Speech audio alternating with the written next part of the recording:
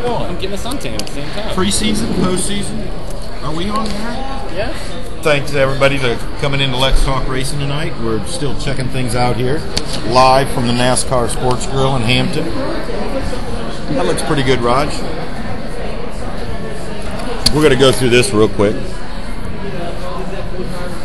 which is just a little bit of a rundown. Our buddy Jim brought this in. Joanna Long, second female ever to win the Snowball Derby down in Georgia. I thought it was Florida. I don't know. Shawn would know. He was supposed to go. Yeah, it was Florida. That's about the only racing going on right now. Testing starts for Daytona, and next week, 2 weeks, it's ARCA testing. Pensacola, Florida. Pensacola.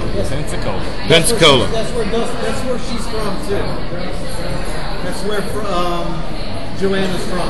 Right. Pensacola. So hometown win. So what? A hometown win. A hometown win. So Petty Enterprises, now Medallion Financial, and Medallion's a pretty neat company. They own like 800 medallions in New York City, and a medallion allows you the rights to run a cab. Really? So they own cab companies. Huh. So along with a lot of other things, they're a financial group. They've taken over. They've given it the reins to Richard Petty. Said, make this work. They're going to have the Australian Marcus Ambrose. Marcus Ambrose. AJ Allmendinger. AJ Allmendinger are back in the cars. AJ's in the 43, supposed to be Best Buys. And then I heard Valvoline is going to be on Ambrose, along with 3 other ones. AJ Allmendinger, he did pretty good last year in that car. You know what? He did really well. I think he caught a couple of bad breaks. Actually, they all did. There were some good cars that came out of that can. Elliott had some really good, solid runs. Casey actually had some really good runs with it too. Yeah, while he was there. Allmendinger, yeah, another one that performed really solid. Surprisingly solid. Yeah. You know and there was a lot of teams out there this year that really didn't have the brakes. That actually did perform well. You know what I mean? Yeah. So, and we're going to talk a little bit about Jimmy Johnson. We're going to talk a little bit about Jimmy Johnson. Good number.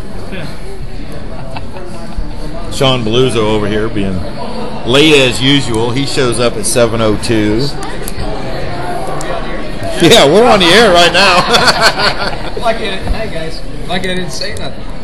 So we're going to get you fit in here too. And that's all about God. This day in history, Richard Petty sat on the pole for the Alabama 200 at Montgomery Speedway. John Lennon. Today is the day that John Lennon. What was famous about yesterday? I can't remember. Come on, man. Big war thing. Oh, how about Pearl Harbor? Okay. A day that will live in infamy.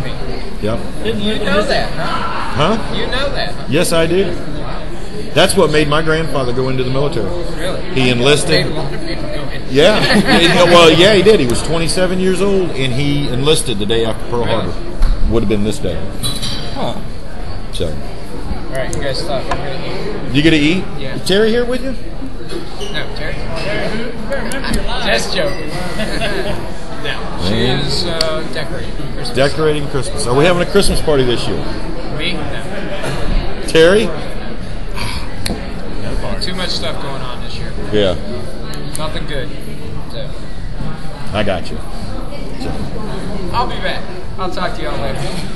Yeah, if they can see you. You gotta wear light colors. What, I gotta train y'all? Oh. So, Joe, champ. Yep. 2010 Legends champion. Out at Langley Speedway, yes, sir. Langley Speedway. 6 wins altogether. You did a lot of traveling this year. We got in a few other races. Got a few other races. 4 wins at Langley. Yep. Top 10s, top 5s. I didn't get that before you. A bunch of top 10s, not so many top 5s. I would say the number, but I don't want to be wrong. I didn't get them down, but we did Just get a our bunch first and a bunch. pole this year. You did? Yeah, that was the first pole at Langley Speedway, so that was also awesome. Now, I was talking to you, and you brought it up earlier. You're actually a second-generation driver. Your grandfather never raced, No. but he owned cars. Yes. Okay. Yep. And he owned cars. I forget who all he had driving for him, but he had my dad drive for him, of course. Right.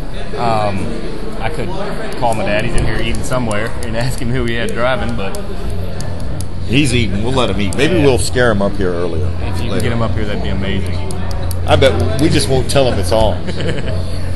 But, yeah, I mean, second generation, my dad is the driving force. He loves racing. He eats, sleeps, and dreams racing. So for us to share the same, hobby is awesome.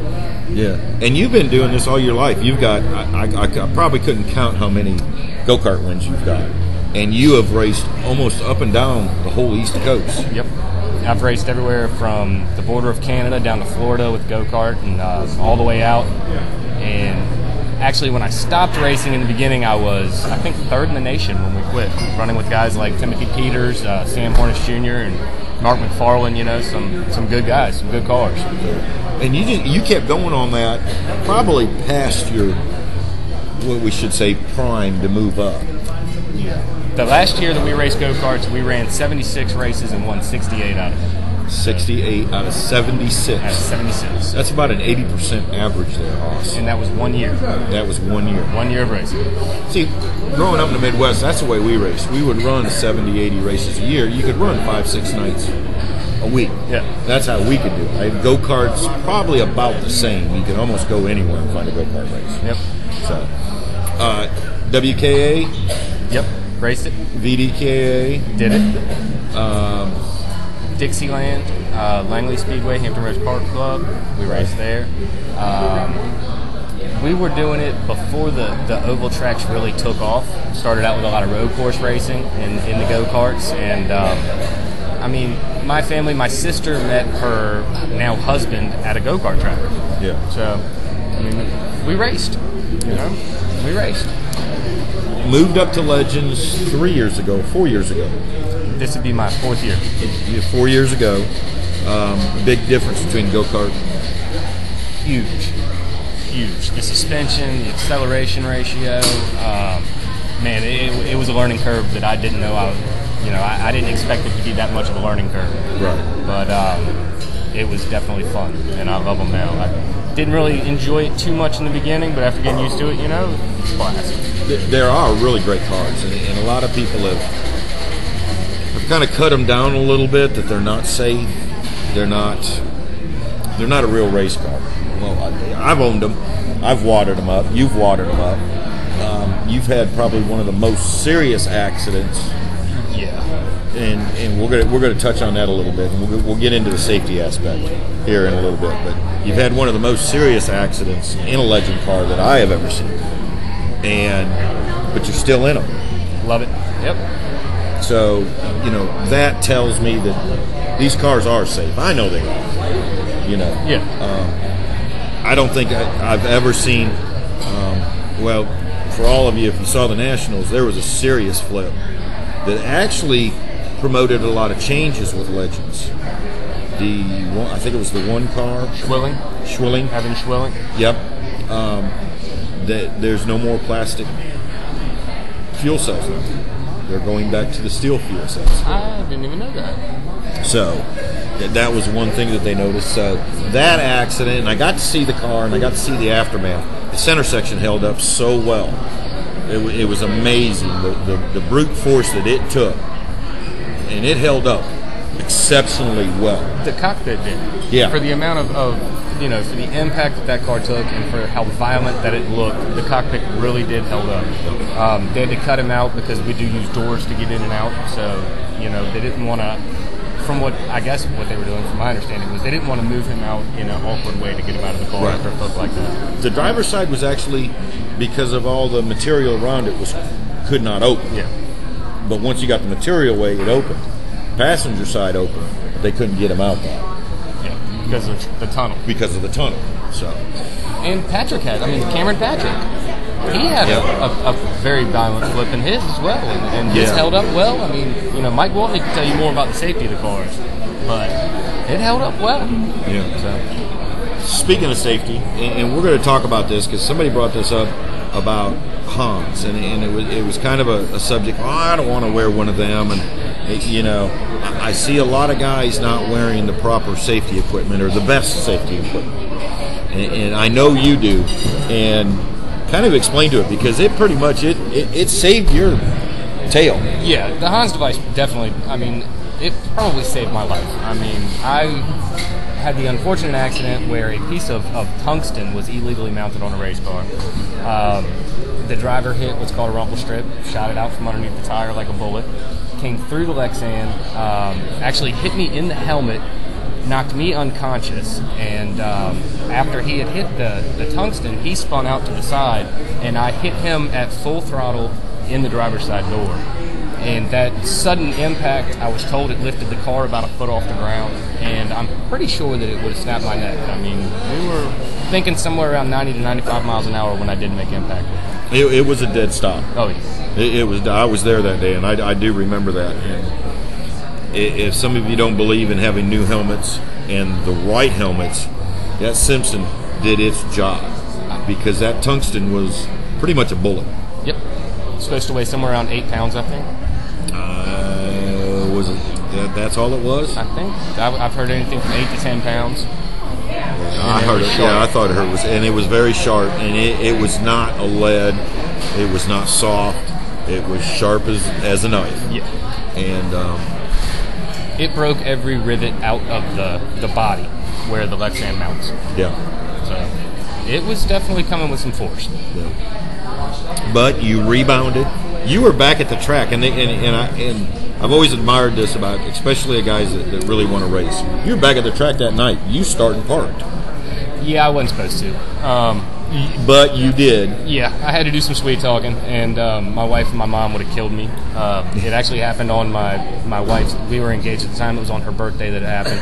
I turned down every piece of pain medication they tried to give me that day in the hospital.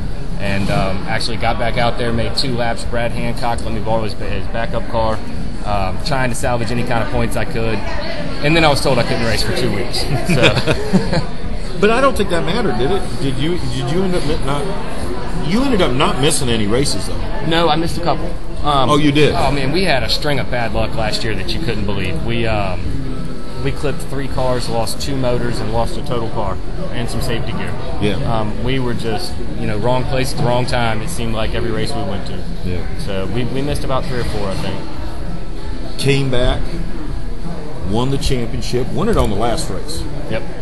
Had to finish 13th or better. And qualified 13th. And qualified 13th. I remember that. And all you had to do was just finish 13th or better. You still raced up. And I think you got into a little bit of you spun out or something, and then ended up first lap, and then decided, well, then I'm just going to secure my point fund here. Got a little anxious on the start. I don't know if it was from them checking up or me being nervous, being the last race, but spun out on the first lap, and thank God nobody hit me. We were sitting right in the middle of the pack. We had a full field of cars that night, and worked our way up. I think I came home 8th. So that was neat, to race back up and it was nerve-wracking. The officials had fun with me that day with the black cats and the green paint. They definitely used green paint on everything they painted in safety tech, so in pre-tech, but it was fun. A lot of people don't realize that once you get into that points run, it changes your it changes your attitude. It changes the way you look at things. Once you secure it, it's like a big weight, like 100-pound weight's taken off your shoulders. Yeah. And until you know it's yours, it's nerve-wracking. It's terrible. I walked more that day than I've ever walked in my life. I couldn't sit down. Yeah. I mean, it was bad. Do you get the feeling that everybody's after you too? Yeah, you know what I mean. In your mind, you'll feel the tap on the bumper, and you're, who's that? Are they trying to make up points? Are they trying to gain points? What's the motive here? And I don't know. I asked my guys right off the bat. I said, do y'all want me to go out there and points race and try to finish up front, or do you want me to take chances and try to win races? And every single person that worked on that race car told me they wanted to win races. They said if there's a chance to win, take the chance. We'll worry about it later. Yeah. Whatever happens, happens. And that's awesome to have guys that want to win races. Yeah. And we did the exact same thing. We came in with the attitude that we want to win every race. Yep. We knew we weren't going to, but we wanted to win every single race. So that was our attitude when we got to the track, and the championship just kind of fell in. Yep. Everything meshes. Everything meshed. And it was pretty damn good feeling to get up on that stage and get that jacket. Congratulations to you. And congratulations to you. I was very honored to have you up there with me this year. It was great. We had guys like CE, Ricky Derrick, Robbie Davis, you, of course. Super Street was... I can't... give me a minute. The name will pop right into me. I'll be honest with you, I was so focused on legends that didn't even pay attention to anybody else. I didn't even worry about it. I really paid attention to you. Of course, Shawn Balluzzo in the modifieds. Can't forget him. How could you not watch that last race, right? I had a front row seat for that, and that was very interesting. That was a whole interesting day on that. Yeah. But Shawn got 4 this year. He's going for 5 next year. CE's coming back to run. I think he's probably going to end up doing a limited schedule. Is he putting together a truck? I think that's what they're trying to do. I think they're trying to develop something in an upper division. Good. So I'm not sure what it is, but I'm coming back. Shawn's coming back. What are you doing? We'll be racing. Are you going to go back for the points? Are you going to go for number 2? I don't know what we're going to do. We've kind of been kicking it around. Right now everyone's taking a little bit of time off, relaxing. We could be racing this weekend in Charlotte in the winter heats, but we're going to see how it goes down there, how much sheet metal actually does get bent up, and how many torn up race cars they come away with. But as far as next year, we've got 2 cars now. We built one right at the end of last year, and we're just gonna race. I don't know if we're gonna travel, we're gonna stay at Langley, or what we're gonna do, but we're gonna have fun while we do it. We're gonna have fun, and that's one thing I've always noticed, and I enjoy getting around you and your dad and your whole crew. You guys have a blast. I've hardly seen. Well, I can't say I've never seen an upset crew, or but with the circumstances, but. It's a pleasure to have you on here. I'm going to have you back on again. My producer's over here going, come on, let's wrap this up. You're going to sit there and talk forever if I don't stop you. You know that. Well, we were getting ready to get done. We're going to get Mike on here next. I need a Coke. Could you give me a Coke? And while he's getting a Coke, I got to thank my sponsors from last year. Definitely. I have to.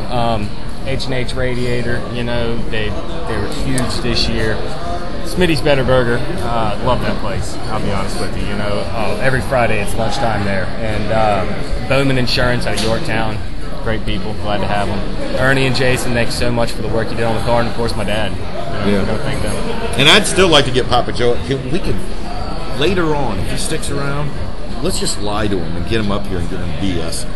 You don't have to deal with him all day like I do. Well, you don't. And my wife. Got to thank my wife. Oh, you definitely got to thank the wife. I know. And thank you, Matt. Thank you. Well, we'll have you back on here. Sounds good. All right, man. I'd enjoy it. Take care. Thank you. Come here, Mr. Gwaltney. Your mics are laying. I know. It's a sensitive table. I'm sorry. He better talk good about me, too. Randy Sample. I know. I'm going to. Mike Gwaltney, CMG. What are we looking at? Well, I got a hold of Diane. I was getting to see how the audio sounded. I actually think these sound better. Good. Well, it looks like they do because it's been peaking and picking up real well. And I haven't been talking loud. Well, next time when we go to use them, I'll adjust it down. What is this here? That's the chat room. Okay. You going to answer? I just get to read? Yeah, he's been looking at it. Okay. Did Joe talk good about me? Joe talked really good about That's you. good. There's nothing but good with you. CMG Motorsports. Joe and I go back a ways. So Go back quite a ways, don't we go back a ways, yeah. Joe, his family, great people. Great people. We can't ask for better people, really. Some of the nicest ones at the track, always helpful, and just they're racers, in my opinion. Well, his dad used to be a little scrappy racer, you know, and so me and him have a lot in common. But Joe Jr.'s a little more laid back and not as scrappy as his daddy used to be, from what I hear. But he's not as scrappy as you were. No. And, you know, years ago, they were using somebody else to do their work, and I'm glad they gave me a shot. And became a real good relationship with those guys. I'm glad they gave me a chance. And Mike is the Legends man. I'm reading the post here. That's great. Thanks a lot. Hey, Diane, if you're listening, you can set up the screen side by side so you can watch the chat and watch the show.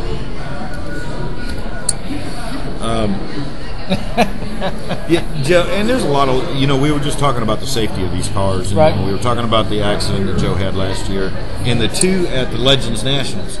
Now, these were two serious hits. I know you got to look at Patrick's really well, and I got to see what's his name, the number one, and his name escapes me again. Swilling. That's it. Swilling. And these cars hold up really well. When they first started making these things, they had some issues. They totally redid the design of the car, which helped a lot. I think they're perfectly safe. They have their weak points, but I think if you can take a hit like that, like Swilling did on the top of the car, you know, and from what I understand, he wanted to leave the hospital, and they kept him overnight. That he was ready to go, so he was fine. And you know, Joe's accident was, you know, not necessarily hit anything, but when he had that piece come through the windshield and hit him in the head, that was bad. And no design of no race car is going to help you with that. Right. So, but the impact he took after that, I mean, it literally put the other guy in the hospital with a broke pelvis. And the hit to Joe was serious enough that I think Hans helped out probably. You know, he's a young kid, but still, I think it helped him out more than what he even realized. I think so, and I got the opportunity to fix Joe's car, you know, when he had that wreck, and it surprisingly held up. It held up real well. With no protection in the front of the car, you know, with no snout bars like a late model stock car or anything like that. You know, they're real weak on the front anyway, but the car holds up really well. So I've lobbied for snout bars and a little bit more protection for the drivers and stuff. Maybe a two-piece door system, you know, for impact purposes and stuff like that. Can't get them to bite on anything. They don't want to change the design of the car. They will allow a roof hatch. Some people, you know, somebody's submitted a design to do a roof hatch, and they approve that. So they will listen. And I a couple months ago, I went through and did a window net system to keep drivers' hands and arms in the car during impact, keep the doors closed. Really didn't take off that well. It really wasn't received very well. I think the guys liked the openness of the car and not being concealed with nets and all that kind of stuff. So that really didn't work out well for me. But I mean, you know, the cars the cars are safe in my eyes. Yeah. You know. They are very safe. We're going to switch gears here a little bit. Modifieds. And you know what? What's your record? How many wins did CMG Motorsports get this year? You know what? All over the country, I have no idea. You know, we have customers from California to Maine to Florida to Canada. We have customers overseas in Europe that we send stuff to. So as far as wins go, I have no idea. But who won the races at Langley this year? Who won races at Langley? Joe Scarborough. Scarborough won in the cars that we keep for Van Paul. Rusty Wood. He won for the cars that I keep for Van Paul. Yep. We're counting CMG. I know. You'll get your turn, Shawn. But as far as the legends go. I mean, like I said, Joe won, Stephen Kesey won, Brad Hancock won. All of those guys. Cameron Patrick Cameron won. All those guys deal with us. We do work for all of them. So I'm just I'm happy to see people like Spencer Saunders running better. Yep. Stuff like that. Those type of people, new people that come to me and they come to us and let us do their work. Tony E. Yeah, that's Tony Epps. T-Bone. Oh, is that who that is? Yeah, that's T-Bone. Tony Epps. He's with Kevin Yates. He races with Kevin Yates a lot. Yeah. He just got a Legend car last year too. Oh, really? Yeah. He got a Legend at the end of last year. Ran the Nationals. Got it together kind of late in the season, so really didn't get a whole lot of time on it. But he's looking to do a whole lot. That next blue year. 20? No, actually, he was. It's an orange 22. Oh, okay. Yeah, orange 22. So, modifieds. Modifieds. Let's get on the modifieds. We'll talk while Shawn texts, so he's not listening to us. As far as modifieds go, we're not. I'm building one of my own. Not sure exactly what the status is going to be when I get it done. It's probably going to be for sale. Don't know that I'm going to race it or anything like that. Don't know what Van's plans are for next year yet. It doesn't look real promising for him, so I'm not sure what he's going to do. He still has 2 cars, but like I said, not real sure what his plans are yet. Yeah. So I love the modifieds. I don't like them as much as the Legends, but I like the modifieds. Yeah. Great class, but I wish I could get back in it. I really do. I wish I could get back in it. This probably won't happen. What'd you write? Timing. Wow, are we going over already? No, we just got a lot of people. Oh. He's doing everybody in 15 increments. We'll be here till 9 o'clock. Oh, okay. Well, that's fine. That's fine. We're good. How much time I get? I don't give it 10 minutes. You only get. I don't even know what time it is. Well, by that I need to kick you out of here. You're 3 minutes over. Oh man, I'm 3 But I minutes ain't gonna over do already. that, so I ain't worried about it. CMG Motorsports Parts and Fabrication, any class, any part, anything you need. Direct dealers now for Bassett wheels, Fluidine, racing electronics. Working on Redline oils right now. Working on 5-star. Going to have a complete inventory of all that stuff. Bodies, modifieds, bumpers, anything along that lines, we can help you out. Pro 6 bodies, Pro 6 bumpers, anything along the fabrication pipe, we can help you out. and you got 2 championships And this year. I still got 2 minutes left. Yeah, we're good. We're gonna. I ain't paying no attention to that no time. No, You got 2 championships this year. what did I get? Me and Joe. I got you. I got Joe. Like I said, and I don't even know how many across the United States. We need to keep track of that. Well, it's kind of hard because I got everything so spread out. It's spread out everywhere, so it's kind of hard to keep track of. But I get calls all the time, people telling me how they're doing. So They said they're stuck around till 9. So I know. see, there you why go. don't you just take There that you one go. and answer our questions so That's- I don't miss it. Okay, I'm that's passing you a note. That's why I wanted to try to squeeze him in sooner. Oh well, and see that's what I wanted to do. So we're going to get rid of Mike. We'll move Al next. Go get Al. When you get Al over here, then I'll I'm kick getting Mike. bumped off already. I'm not getting any time. So That's all right.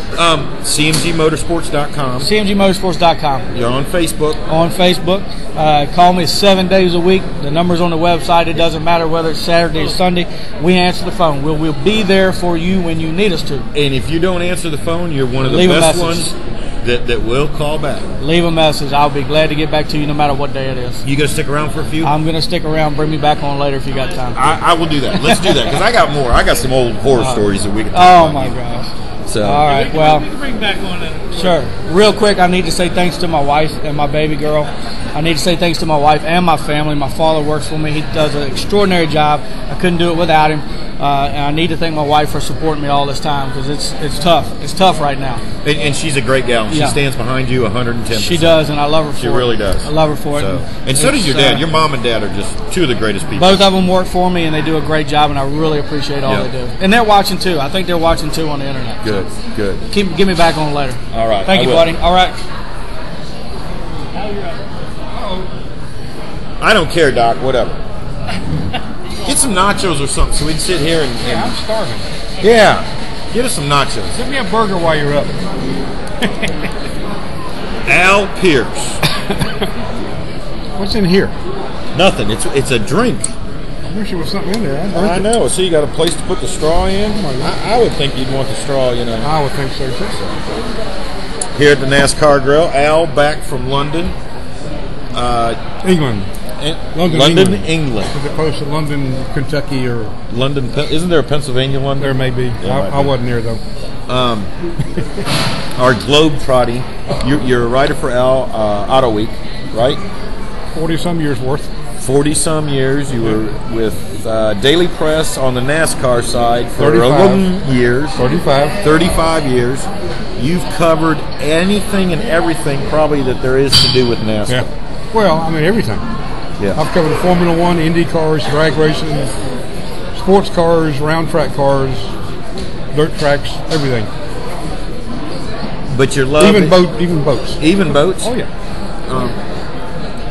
But what's your love? What do you enjoy covering the most? I mean, as a sports writer, you probably have even covered racing, football. obviously. I'm racing, obviously. But NASCAR. Yeah, Martinsville. Take me to Martinsville 36 times a year, and I'll be happy. So you're a short track kind of guy. Well, I take Martinsville and Bristol and Richmond, and back when Wilkesboro was on the schedule, to me they were the roots of the sport. And I know that you've occasionally got to go to Daytona and Talladega and road courses, but if I'm going to pay my money for a ticket, I want to go to Martinsville, Bristol, or Richmond or Wilkesboro. Yeah, that's just me. Yeah. Some folks like high speed. I just like contact. Well, Richmond, you kind of get the high speeds and the contact at the same time. Yeah. So I really enjoy Richmond. Martinsville's great. I finally see my first one there.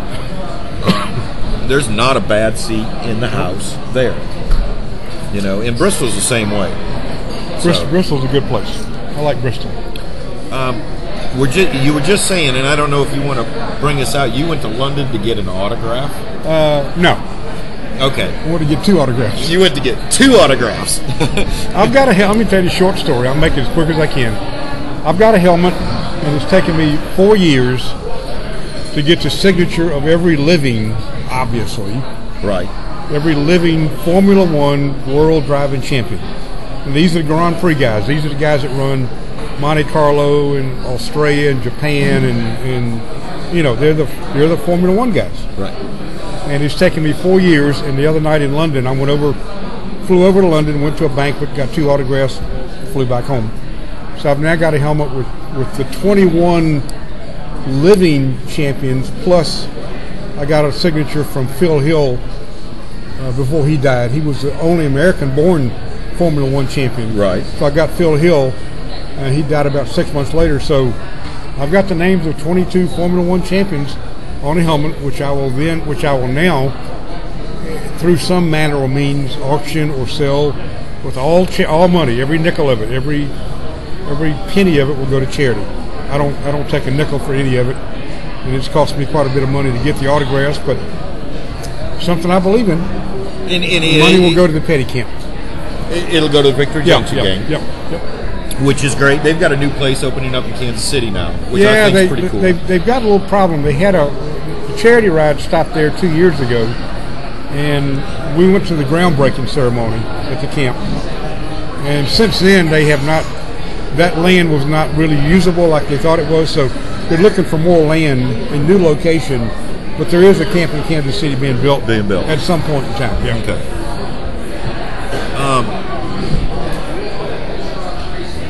You know, I got to ask you this. I seen a quote. It was just on Facebook the other day. Jackie Stewart. Mm-hmm. Have you had a chance to meet him? Yeah, I got to me, autograph. he's my in Formula One. He's the guy. Mario Andretti was good, but Jackie Stewart just had that. Well, I think Jackie was the first guy to really kind of capture the imagination of Americans. He was articulate. He had a clever little Scottish accent. He wore kilts all the time. Yeah. And he became a spokesman for Ford Motor Company, and that got him a lot of commercial time. So yeah, Jackie was Sir Jackie, by the way. Sir Jackie, yeah. He was one of the first ones I got on my helmet. I got Michael Schumacher, I got Nelson Piquet, I got them all. But Jackie Stewart was kind of the guy that, if you ask most Americans, name a Formula One champion, they'll say that Scottish guy that wore skirts, Jackie Stewart. Jackie Stewart, yeah. Jackie Stewart or Mario Andretti. They'll always say, those two. Right, yeah. But Mario was not born in America, so he's not an American-born champion. That's still the late Phil Hill was the only American-born deal. And Formula One desperately needs an American driver. They want somebody so bad they can taste it.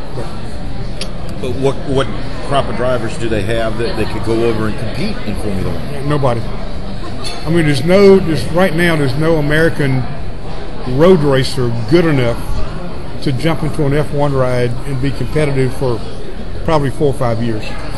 So do you think like a Kyle Busch and I'm just, there was talk of him going over and trying Kyle was mentioned. Do you think he could do it? Talent-wise, he could do it. Temperament-wise, I don't think he wouldn't come.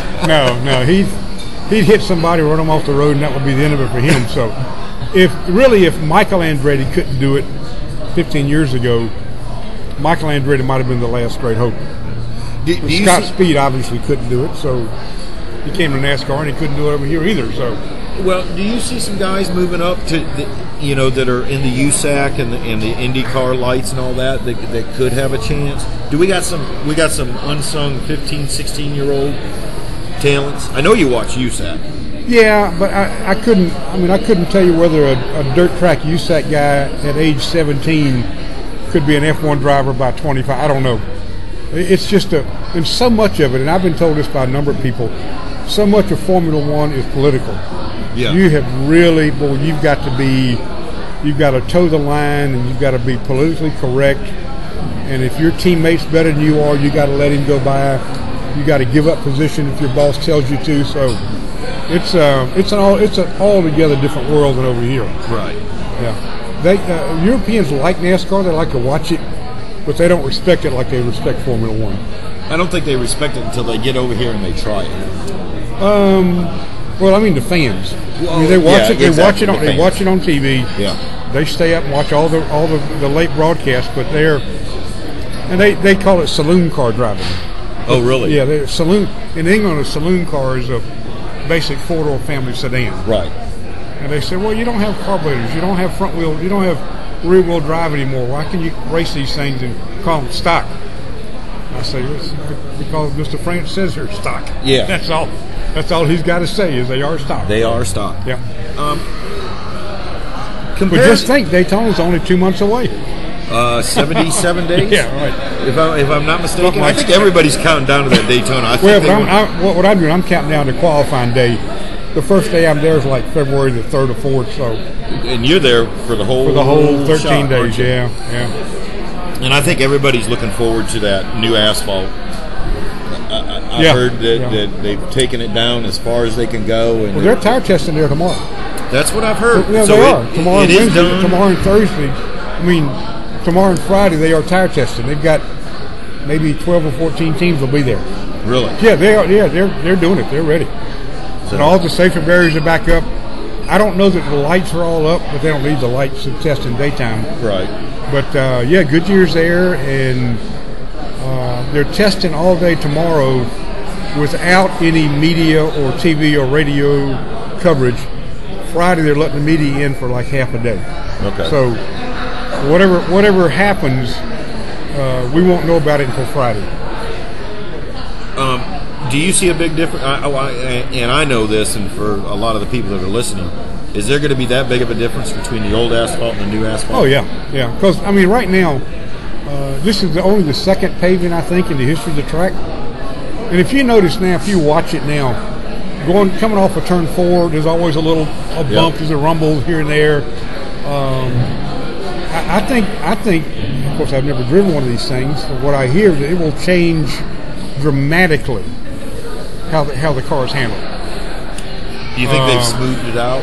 Oh yeah, supposedly absolutely smooth as a baby's bottom, and I think the younger drivers who've only raced on this asphalt maybe 8 or 10 times will be a little bit better off than the old timers, the guys who've been doing it forever, Mark Martin among them and other guys, who know where every little bump is, they know where every little ridge is, they know that, boy, right here, you don't want to have a tire, and it may throw those guys behind because you're taking them off of a surface that they are infinitely familiar with.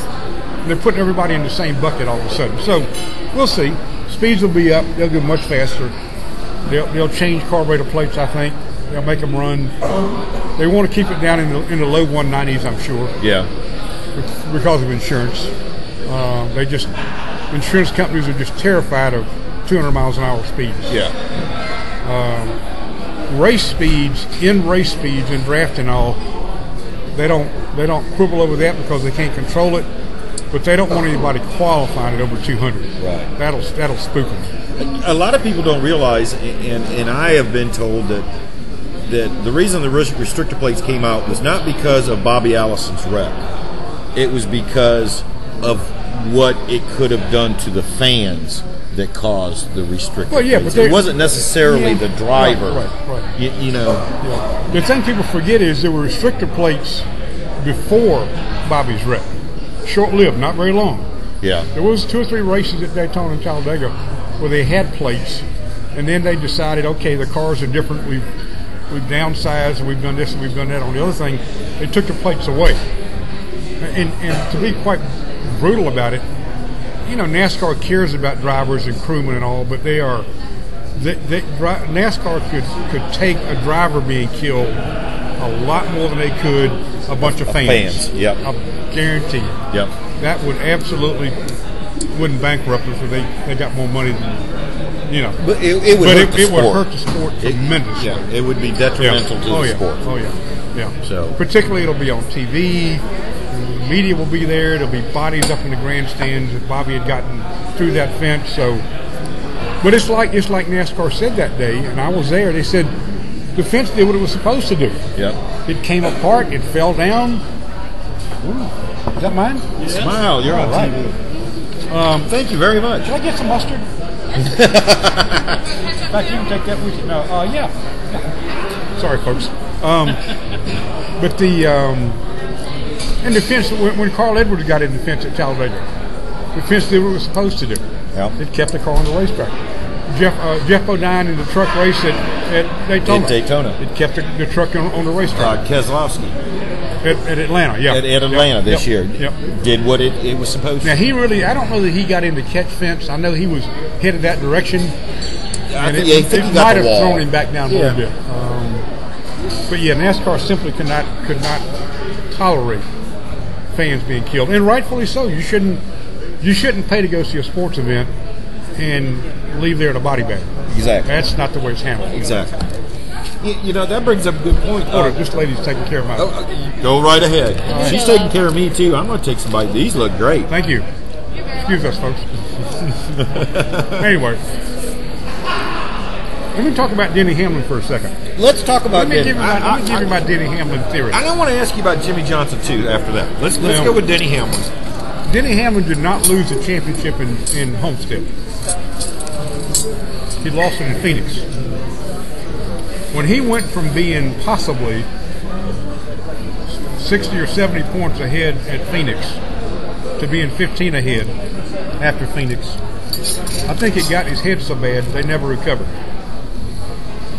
In other words, if his crew had played it right, if his team had known that nobody else was going to pit, and they had slowed him down enough to maybe make it, or at least, whatever, and he had left there with the same lead he took into that race, I think he would have won it.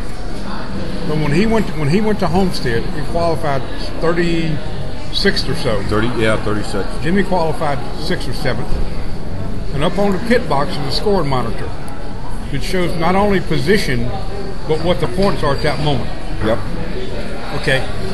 They start the race, and Denny Hamlin is 15 points ahead. Okay. After one lap, he's suddenly 80 points behind because he started 36th. He loses 30 positions on the first lap. Yep. And Mike Ford's up there looking at the pit box, and Mike Ford's thinking, oh my God, we just went from 15 ahead to 80-some behind. And Jimmy Johnson is 30 positions ahead of us. Now, I don't know that that's what caused Denny to make a mistake in turn 2.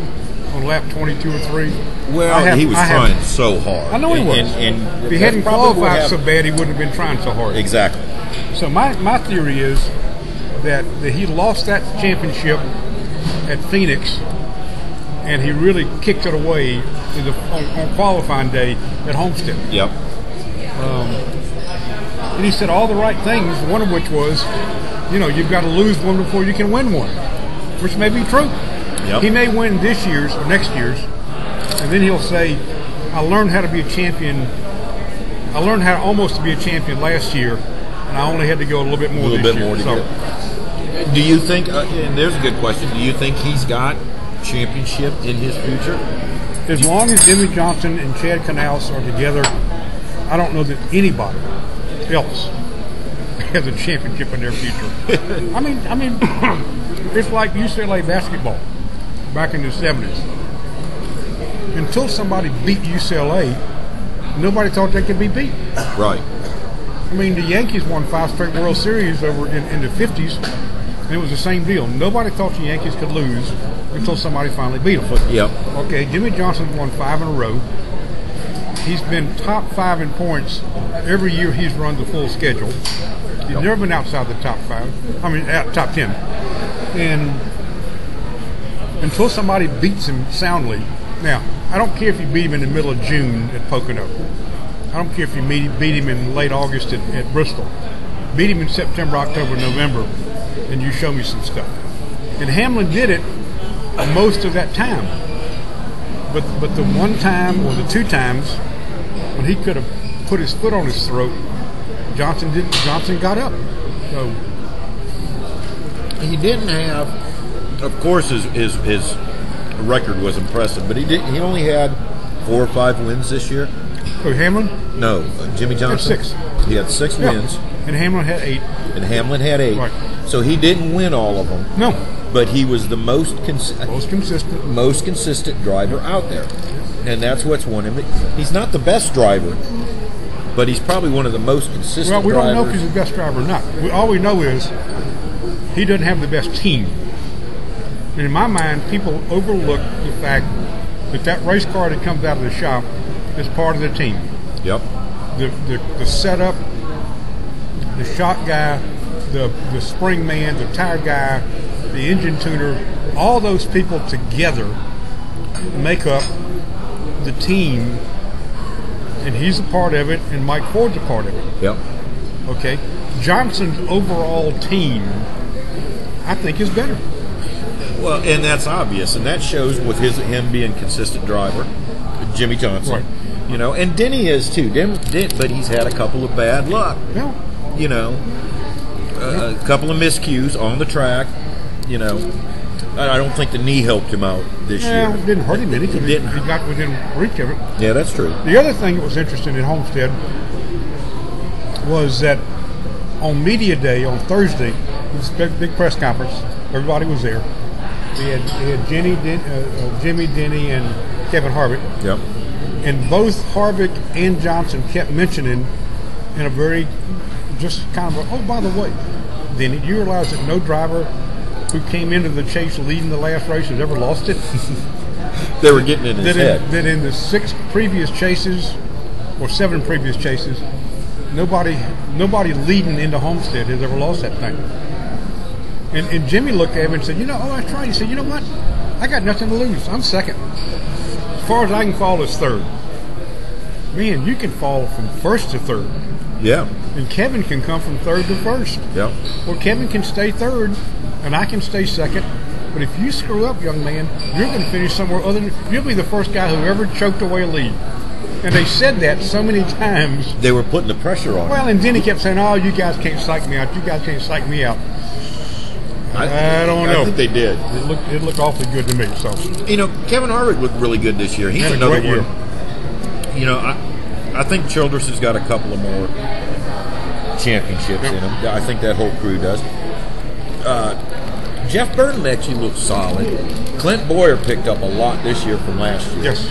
And Harvick has just rebounded from wanting to leave that team. Now I think he wants to be married to the team. The whole organization went from no cars in the top 10 or top 12 last year to all three cars in the chase. Boyer complains if he had not lost those points at Loudon, he would have made a strong run at it. Well, you finished 10th. You were way, way behind at the end. He said, well, but see, that race put us behind psychologically. You shouldn't have let it bother you that much. Because you were guilty. You know you were guilty. Yeah. Every driver in the garage, you know. I don't care what they say about Does cars. this gentleman think it's good for NASCAR that Jimmy and Chad got to 5? Got the 5th. Would you rather it be Junior getting to 5, whoever that is? Would you rather 5 different guys win it for 5 years in a row? I think, but what they're saying is it good for the NASCAR sport? to have? Yeah, is it good for it, or should they see 5 different winners? You know, it's just like you get tired of seeing Same person Jeff Gordon when he was won 13 races in 1 year. You know, you kind of got tired of seeing that man win. You saw Pepsi cans coming flying out of the stands. But how do you stop it? How do you keep somebody from being good at what they do? Exactly. You need to step up your own programs. Yeah, don't yell at those guys for being good. Get your own stuff together and beat them. I agree. I mean, it was funny. I remember when 4, 5, 6 years ago when Tiger Woods was on a roll, the people at Augusta National changed the golf course, thinking that if we make this golf course harder, it'll make Tiger more of a regular guy. No, it didn't. It made the rest of the guys even further behind him, and he just killed them. Yep. You cannot, let me tell you, whoever this person is, I'm glad they're listening in, but you cannot legislate excellence. You can't pass a law saying, okay, Jimmy and Chad, you can't win it this year. I don't care how good you are, we're not going to let you win it. Right. But it does set a nice mark for another team that's going to have to really push to try to beat it. Well, the team that beats them, I told him earlier, the team that beats them is going to be just extraordinarily popular for a while. Until they get to the third. And then if they went right, if that team wins the second one, and then a third one, well, we got too many guys winning, you know. So you can't. I don't believe you can legislate how good or bad a team is. Did you get to go to the banquet? I was in London. That's right. No. If the banquet had been in New York, I'd have done both trips. But no, I didn't go. So where are we off to now? Daytona's next. I know that. That's we got it. anything in between? I don't do anything until Daytona in February. Well, I'm going to the open test in January. Oh yeah. There's an open test on January, I think 19 and 20, when everybody will be there. Trucks, The whole 9 yards. the whole deal will be there. Yeah. So that'll be it. We got some up and comers coming in to NASCAR. Give me your predictions. Here's another thing I want to ask you about. They're talking about changing the nationwide rules. I think they will. Good or bad? What's your? Well, the track operators. I don't think the track operators care, because the same guys who are running all the races now will run them next year. To me, if you win the nationwide championship next year, and you actually were 4th or 5th in points behind 4 or 5 Cup guys, it's a little bit of a cheap championship to me. If you don't beat them all, you don't beat them all, you're not the champion. For example, this year, Justin Allgaier was 4th or 5th? 4th. He was 4th. Okay. If they'd had that rule this year that Keselowski and Edwards and Busch couldn't be the champion, Allgaier would have been the champion, but he finished 4th in points. Well, I think if you asked him, he would say, I'd rather beat everybody to get it. Right. I think the other thing they can change, I think they can change the chase format next year. Really? Yep. I think they can expand it to 15. They're trying to get Junior. They desperately need Junior to chase. I don't know how far they got to go down to get him, and I think what they'll do is Brian France keeps talking about, he wants what they call Game 7 moments. He wants big, earth-shattering single events that excuse me. Excuse me. I think what they're going to do is expand the field to 15. After 3 races, let's say the last 4 guys are out. Right. So if you're 11, 12, if you're 12, 13, 14, and 15 after 3 races, you're done. You're done. Because you're not going to make up that much anyway. Right. Then they reset the points again. So now you got an 8-man chase. Because you knocked off. I'm sorry, you got an 11-man chase. 11-man chase. Because you knocked off 4. All right, you run 3 more races. You knock off 4 more. And then you reset again. You come back to 0 again, or however they do it. Right. What they want is they want to get it down to where 2 drivers, and Brian Francis said this. He says, I want an elimination format so that 2 drivers come to Homestead with a chance to win this thing. Well, excuse me. Didn't he get that this year? Yeah, but he didn't, not intentionally. Happened Right. to work out that way. Right. Excuse me, though. If you got 2 guys coming down from the Homestead, and one of them wrecks on the 3rd lap, You're in the same boat. and the other guy wrecks with 10 to go, and say one guy finishes 40th, one guy finishes 36th, the 36th guy wins the championship. I don't know if that's a Game 7 moment. No. What Brian France wants is, he wants more Bobby Thompson home runs. Right. He wants more overtime kickoff run backs. He wants more moments where the whole country looks up and says, my God, did you see that? Yeah. But what Brian is forgetting is the chase ends in the middle of football season. So people aren't really. People are going to be watching the NFL on Sunday afternoon. Yeah. Either 8 or 9 of the 10 chase races had lower TV ratings than last year. Even being on, in some cases, ABC, some on ESPN. So I don't know. A lot of guys think the schedule should end in September.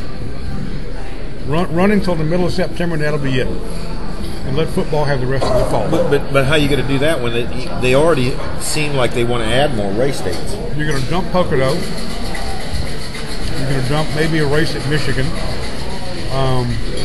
Are they going to dump Pocono altogether? Well, it wouldn't hurt my feelings, but Well, it seems like a good track. mean, the they drivers could seem actually- to like it because it's a unique track. well, but see, when's the last time you heard a driver really say, "I hate this place"? Let me tell you what, they have been told, they Yeah. have been coached, they have been told time and time again. And my late friend Jim Hunter was one that told them that, boys, we cannot have any discouraging words. Yeah. We're in a big enough hole as it is. You can't be complaining. Now, you can complain about your fellow driver. That's fine. In fact, feel free. If you would like to, knock him upside the head if you want to. Yeah. I had a feeling that. But don't complain that Pocono is unsafe. Don't complain that Michigan is only, 300 miles of riding, 100 miles of racing. Don't do that. Because they're losing fans, they're losing audience. That is, and I gotta say it, Michigan is one of the most boringest races there is. It's too wide, it's too fast, and they get so spread out they can't catch each other. It's a fuel mileage track. And it becomes a fuel mileage track.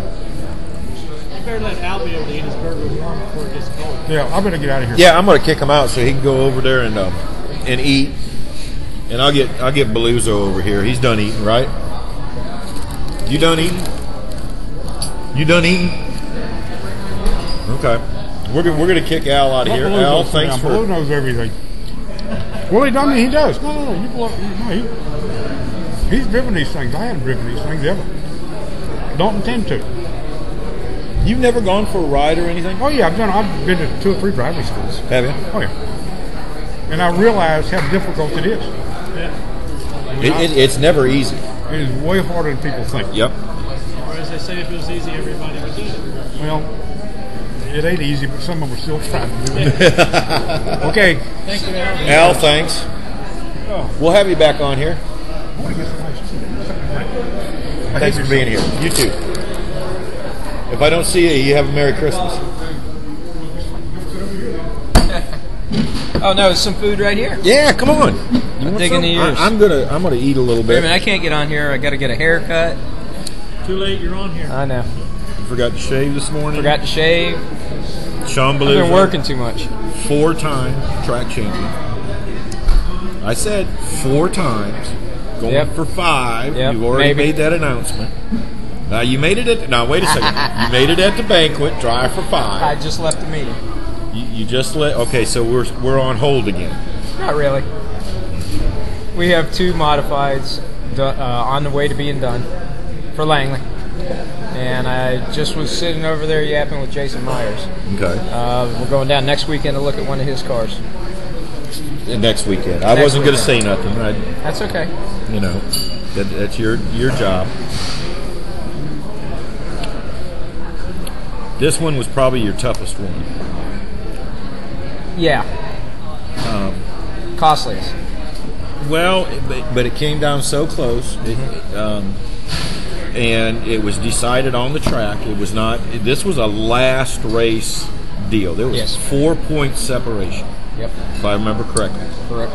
And all you had to do was finish. And I'm not getting to the scuffle. Okay? Yeah. But what I'm getting at is you had to finish right behind him, or right in front of him, or right in front of him. He had to do the same thing. And he had to finish in front of me. He had to finish in front of you. You had to finish. You could not finish one spot behind. There's you were tied. Only one caveat to that, which would have been interesting. If he finished 3rd and I finished 5th, we would be tied for every single position for the entire season. And that's what I was getting at. And that's what I wanted to talk to you about. There would be no tiebreaker. But you two, we know the top dogs running. You know, either you or Thomas won. Yes. Scarborough got a couple, Rusty Woods. But what I'm saying is in the drivers out there, this is the upper echelon. So it was more than likely going to come down to a 1st or 2nd or first. You know. Yes. How much pressure did that put on you as a driver? You know, I've talked to Joe about it, and we discussed a little bit about this. Not much pressure. I mean, it was. We would have been satisfied with 2nd, and if we ended up racing to the end and I finished 2nd, I would have went over and shook his hand. I mean, it was down to. I'd love to have my 4th one. We were disappointed that we lost the one that Joe won a couple years earlier, and then I don't even remember what year that was, but other than that one, we would have won all the championships for all the modified seasons that's been out at Langley.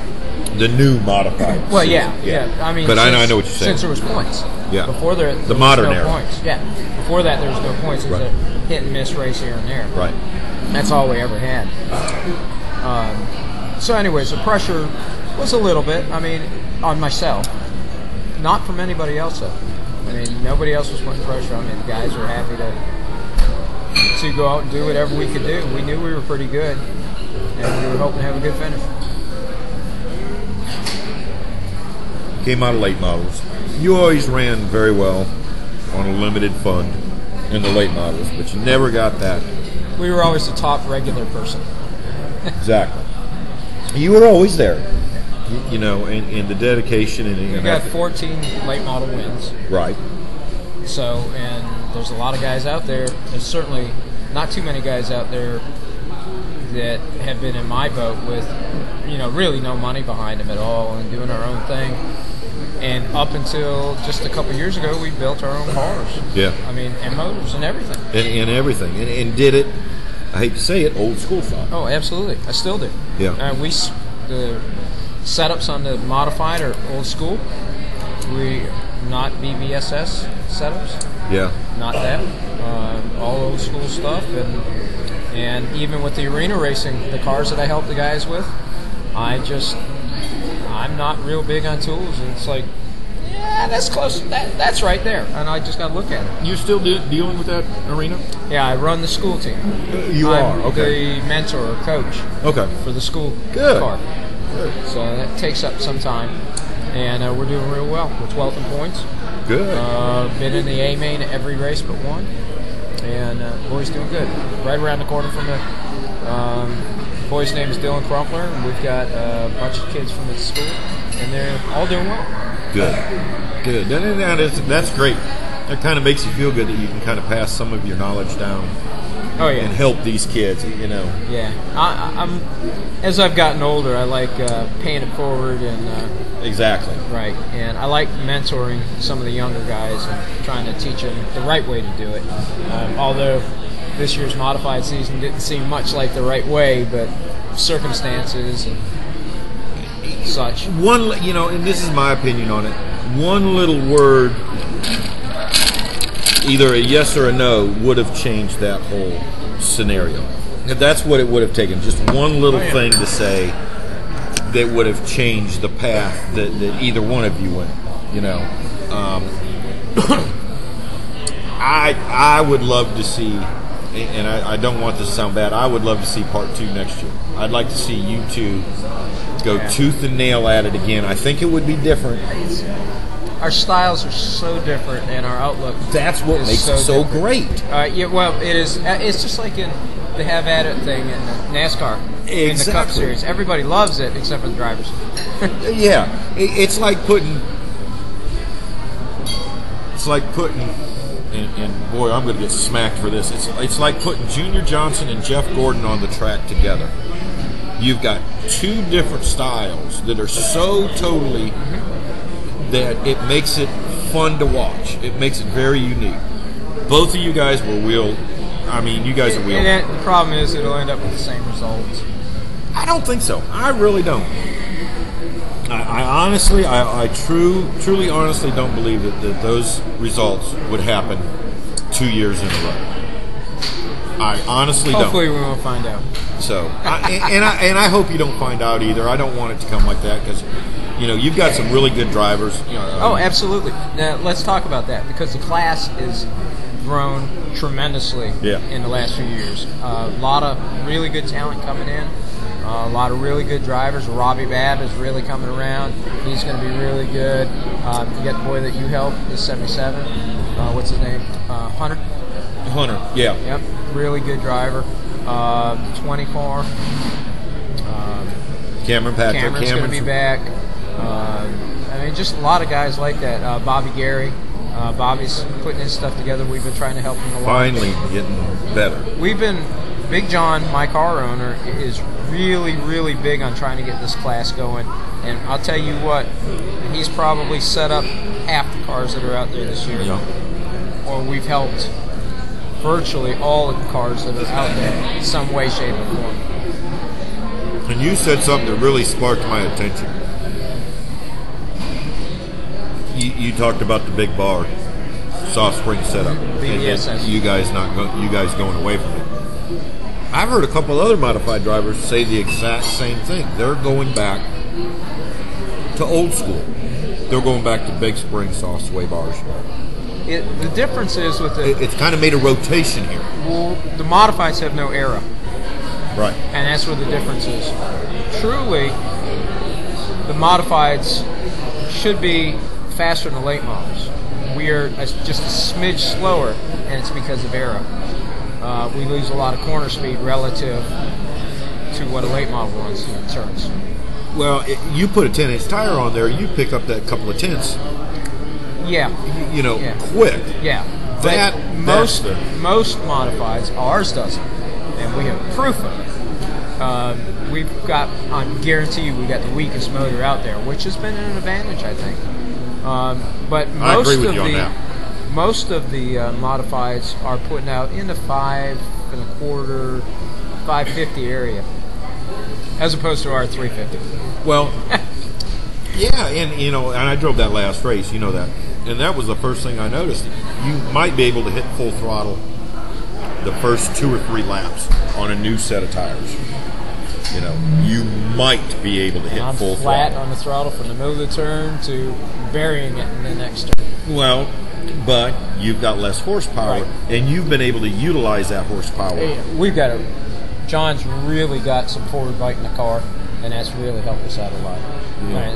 It's been that way since the get-go. But you can use it. Yes. That's the deal. And I could use more. And that's really where we were getting killed this past year. And it's really the lack of horsepower is really what put us in the worst predicament, because we were on pole. 3/4 of the time we were on the pole, we had the fastest car, and then this double file restart came in, and then once that started, that's what really hurt us, because I couldn't start. I'd get killed on every start or restart. Just killed. I'd lose 2 car lengths, but give me 1 lap, and I'm back underneath and you're back you. up underneath you, you've got that momentum welling back up. But then you can't proceed. I know. Anyways, we've touched a little bit on next year. We've touched on you're going to be a 2-car deal this year. yes, we're gonna have 2 cars. You're going to have 2 cars. We're not sure what we're doing with the second one. Langley is. We're hoping and we believe that Langley's going to have a lot of twin races this year. So we want to go after the championship. We need to have a backup car. It'll be there. Right. Whether we put somebody in it or not is yet to be determined. I think that we're going to put somebody in the car. Langley's definitely going to sanction the modified series. Langley is definitely going to sanction all divisions next year. Well, correct, all divisions. We will be, right now, we'll be the second tier. Right. And we'll see how that goes. So that puts you in the short track series. Right. But the problem was last year we didn't have enough races to even break into the top 100. Right. We have to have at least 25 races just to break in the top 100. And then we'll go from there. Unfortunately, my record from the year before, even with the car count we had, not this past year, but in 2009, if we were top tier, we would have been in the top 5 in the country because we didn't have anything worse than second place. Yeah. We had more cars and more races. Right. So, but we weren't sanctioned. You weren't. Yeah. We weren't NASCAR. You were still Langley just Langley. modifieds. Yeah. So, anyways, all that's going to make a big difference. It's going to affect car count. Going to affect who's out there racing with us. Now, what were you last year? 3rd tier? Second tier. Oh, you're still 2nd tier. Yeah, but we didn't even have enough races to even make the minimum, Thank you. let alone have any drops. Wipe your mouth. Somebody on you? Not really. No. Char says, "Where is Jim B tonight? Did he make it there with his car?" Yeah, he's here. He's been having fun. And then Bonnie says, "Hi, Roger. How are you doing?" Doing fine, sitting here in the background. Must be eating. No, you are. No, I am. I'm starved. Well, just so everybody knows, the late model is up for sale. Officially up for sale. Yes, because hopefully we're going to be able to buy this modified And Jason Myers. And that's a pretty cool deal. I like yeah. They are coming back. Yeah, they might. Yeah, they're going to be. They'll have a car to drive too. They are. The Southern Modifieds are coming back. Yes, I'm excited about that. We are getting a. We will be in that race. Right. We are getting a K&N Pro. Yep. Pro Series East race, which ought to be. That'd be great. Wonderful. You'll see a lot of Cup teams there. Yes. You know what I'm saying? You'll see a lot of development drivers there. I think Ryan Truex won it last year, didn't he? Mm-hmm. Yep. So. Yeah, it's a good training ground for a lot of the Cup teams. I think there'll be a lot of. I don't know that they'll run Langley, but there's going to be a lot of the Max Pappases that are trying to break in, and that type of driver, the open wheel driver that's trying to break in, and who is it? What's the boy that skates that everybody is big on? Oh no. No. Some big shot. Roger, who is it? The guy that just announced that he's going to be running. Travis NASCAR. Pastrana is going to be. Yeah, Pastrana. He's not a skate. He's a motorcycle. Motorcycle guy. Yeah. So. There's no other sport but NASCAR. You know what? He'd be one guy though. But he's going to run the K&N East Series. Right, and he's going to run Select. But that's through Michael Waltrip Racing. Yes. Well, they teamed up with Michael Waltrip. Right. It's his own team. Yeah. Him But and Michael he's made getting it. the cars from. Yes. Yeah. And I think he'll do pretty good because it seems like I do everything too. he does, he excels. Yes. I'm just saying that there's a potential he'll be at Langley to race that race. I don't know what races are going to run. He's a Maryland guy too, so that's close to his home. So. Exactly. So there's a lot of things popping at Langley, a lot of big things happening at Langley. I think C's coming back to defend. I haven't heard. I think he is, but I haven't Talked heard. to him the other day. They're still up in the air, but they haven't got anything else going on yet right now either. So that would be interesting. So there's going to be a lot of defending of titles this year.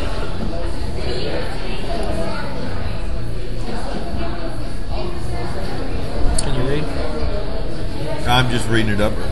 Should do a camera swing so you can see the place we are at. Yeah. We are at the NASCAR Sports Grille in Hampton. Food's great.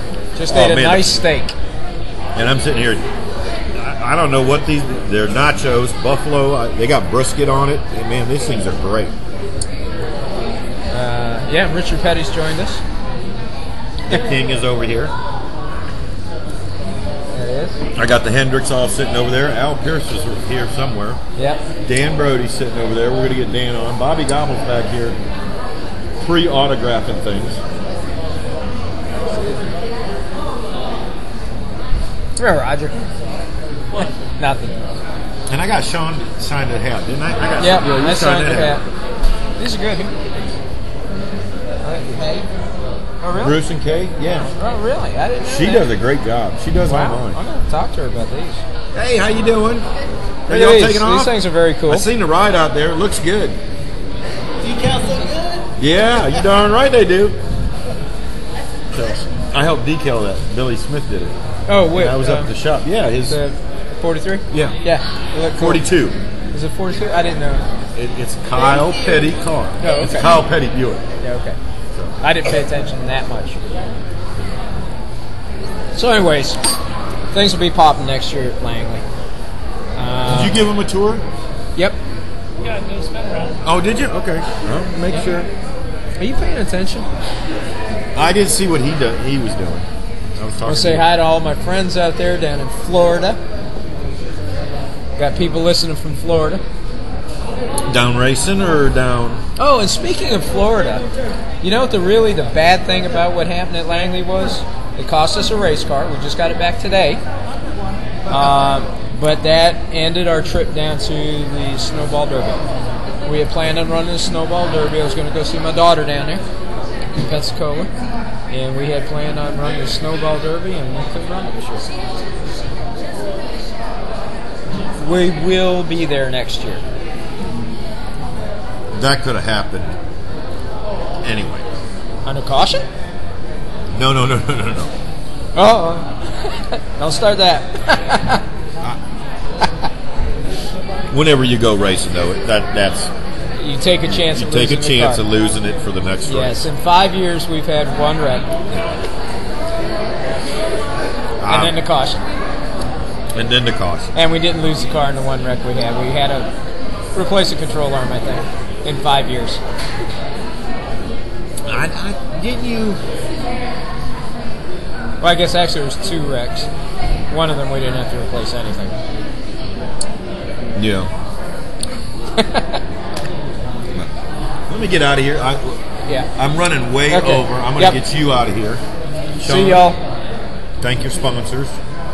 Thank Big John. I'd like to thank Big John. What is Big John's last name? Bradley. Bradley. John Bradley. So I was talking to somebody the other day, and Everybody said, knows him as Big John. What's his last name? I don't know. I've never heard it. That was It's the just first like time Big I- Dave. Yep, it's like Big Dave. I know Dave's, but Yeah, I've had all these. I want to thank Gary Fletcher. He's my tire man. Without him, we wouldn't have been able to get those special tires that we get every week. And Big John for owning the car, and it's been a privilege to drive it for him every year. yeah. And it's just, and that's a really good thing for us. I bring my helmet and my driving suit, and I tell Big John it's a little bit loose or a little bit tight. David tells me who to run into or not run into, and Makes I things just look turn good. the steering wheel. Yep. Yeah, so It makes it nice when you have it that it way. is. It is. It's a really good. I hesitate to say perfect team, but it is. Yeah. I mean, my job is to drive. David's job is to spot. Gary's job is to do tires. John's job is to have the car right.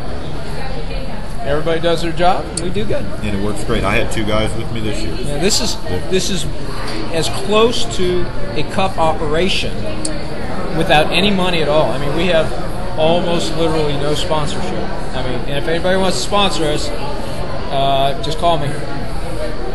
But You can get me on Facebook. And you brought up a good point, though. When you got your guys knowing what they're doing, and that leaves you to drive, that puts you, you're not worried about, man, did I get the tires right? Did I tighten this? I help on all those things, and I keep up with all that stuff to make sure it's where I want it to be. But I don't have to do it. You don't have to do it, and that makes a big difference even in your driving. Like when Gary does the tires, he'll bring the sheet to me. I'll bring it over to John, let John look at it, and I'll say. And normally I'll make a call on the tires for John, and Gary does. But we all get together and we look at it. It's like, what do you think? We got to change these. Or really, the good thing is with John, all I tell him is, car's a little tight, it's a little loose, and they talk about all the communications that you have between driver and crew chief in the cup level. It is so true, because I'll tell John it's a little squirrely over here, or a little tight over there, or something like that. I might make a little suggestion what to do, but he's going to know already what from I'm being saying. with you, from what you're saying, especially what you after 5 want. years. Right. Yeah, and that makes a difference. Normally it's right on the money. Yep. And we, in 5 years, we've made very little changes to the car. Yeah. I mean, anything we do is very, very minuscule. You're one of them. You're a driver though, because you can also adjust a little. Oh bit. yeah. Oh no, if the car's off, I mean, the car could be a lot worse than it is, and I'll still drive it. And still drive it I'll and make it work. I'll find a line. I'll find whatever I need to do. Lift early, get on late, whatever I need to do to make up for the car. And that sometimes has hindered me in years past with the late model, because I'll go out and I'll run the fastest lap that I can run with the car, and it really almost always is everything I can get out of the car. Well, what's it doing? I'm not positive, because I made up for it. Exactly. Yeah. If it's loose, I've made it so it doesn't look like it's loose. But that's a good point too. That the older drivers can adjust more into these cars. Yes. And these new kids, and I'm not cutting CE's a great driver. Wesley. It's become a different type of series now. Nowadays, it is mostly the car. That's what I like about the modified, and not bragging on myself or nothing like that, but in the modified series, it's mostly the driver. Yep. I mean, it's any of the couple top drivers could jump into any of the cars and do virtually the same thing we do now. It's like Danny and Greg in the late model division. To a certain extent, the shiftless. I think they're pretty good at adjusting their lines to adjust to the car. There's not a lot you can do with the late model. Yeah. I mean, if you're off 5 horsepower or 7 horsepower, there's nothing you can do about it. Nothing you can do about it. Modified, we're off 125, 150 horsepower. And it doesn't matter that much. Yeah, that's true. That's true, because you were there every week. Yeah, up until that, we've only had, that's the only race out of the top 10 we've had in 3 years. Yeah. And we've only had 2 races. We've had no races out of the top 5 except for that race. Yeah. And only 1 race out of the top 2, or 2 races out of the top 2 in the last 2 years. Yeah. Well, consistency is the name of the game. Yeah, and that's what wins championships. Anyways, Get out of here. All right, thanks. I'm going to finish eating a little bit. Thanks for being here. We'll get you on this winter. Yeah, whenever. Take care, everybody. Shawn Balluzzo, everybody.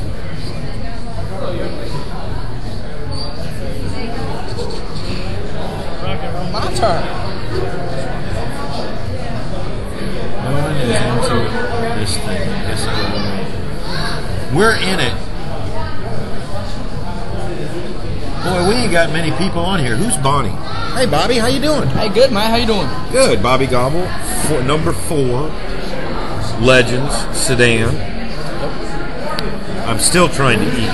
That's fine. I've already did that. I've had plenty of time, so. And Doc throws me on here starving. If you've ever seen Doc, he doesn't starve. No. I lost 20 pounds today, because I haven't ate. Well, I ran 6.3 miles this morning, so I had to eat something, because I've been starving all day. Navy guy. Yeah. We're going to talk a little bit about it. Run Legends. First year in Legends. First year, yep. And Rookie of the year Rookie of the year. at Langley Speedway. Yep. Top 10 in points. 8th place in points. 8 points in points. Yep. I'm not looking at mine. We had a good year. First year in the Legend car. First year at Langley Speedway. And Langley Speedway is not an easy track to get around. So to have to learn a car and learn a new track, it was we had our hands full.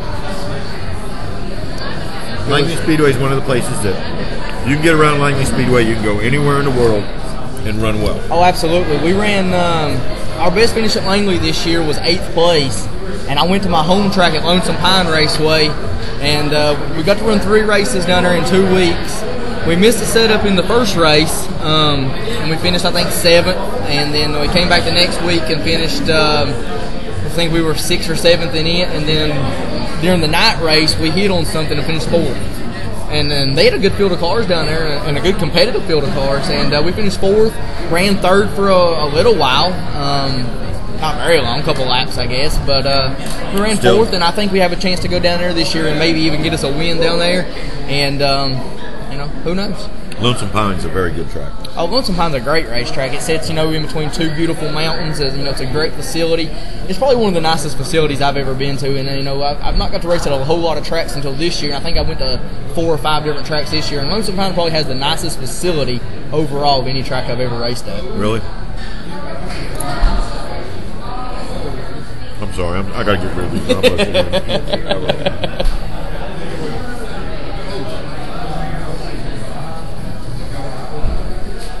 I don't think there's nobody on it. Don't look like it. So, plans for next year. We're going to go through this really quick. Okay. Plans for next year. Looks like we're going to run the Legend car full-time at Langley again. Going to do some touring stuff. When we're not racing Langley, we're going to go home and race Lonesome Pine a couple of times. We're going to run Old Dominion a couple of times. Probably go down to Coastal Plains. Found out that since I am from Kentucky originally, as long as I register in Kentucky, I can still run for the Kentucky State Championship and not race in that state. So we're going to run for the Kentucky State Championship this year. I think that's something it's going to be tough to accomplish, but that's our goal. Virginia's a lot, it's a tougher state. There's a lot more cars. Good Shawn? legend driver here. Yeah. I wanted to interrupt you for 1 second. I'll tell you one more thing. We're going to do the same race again next year.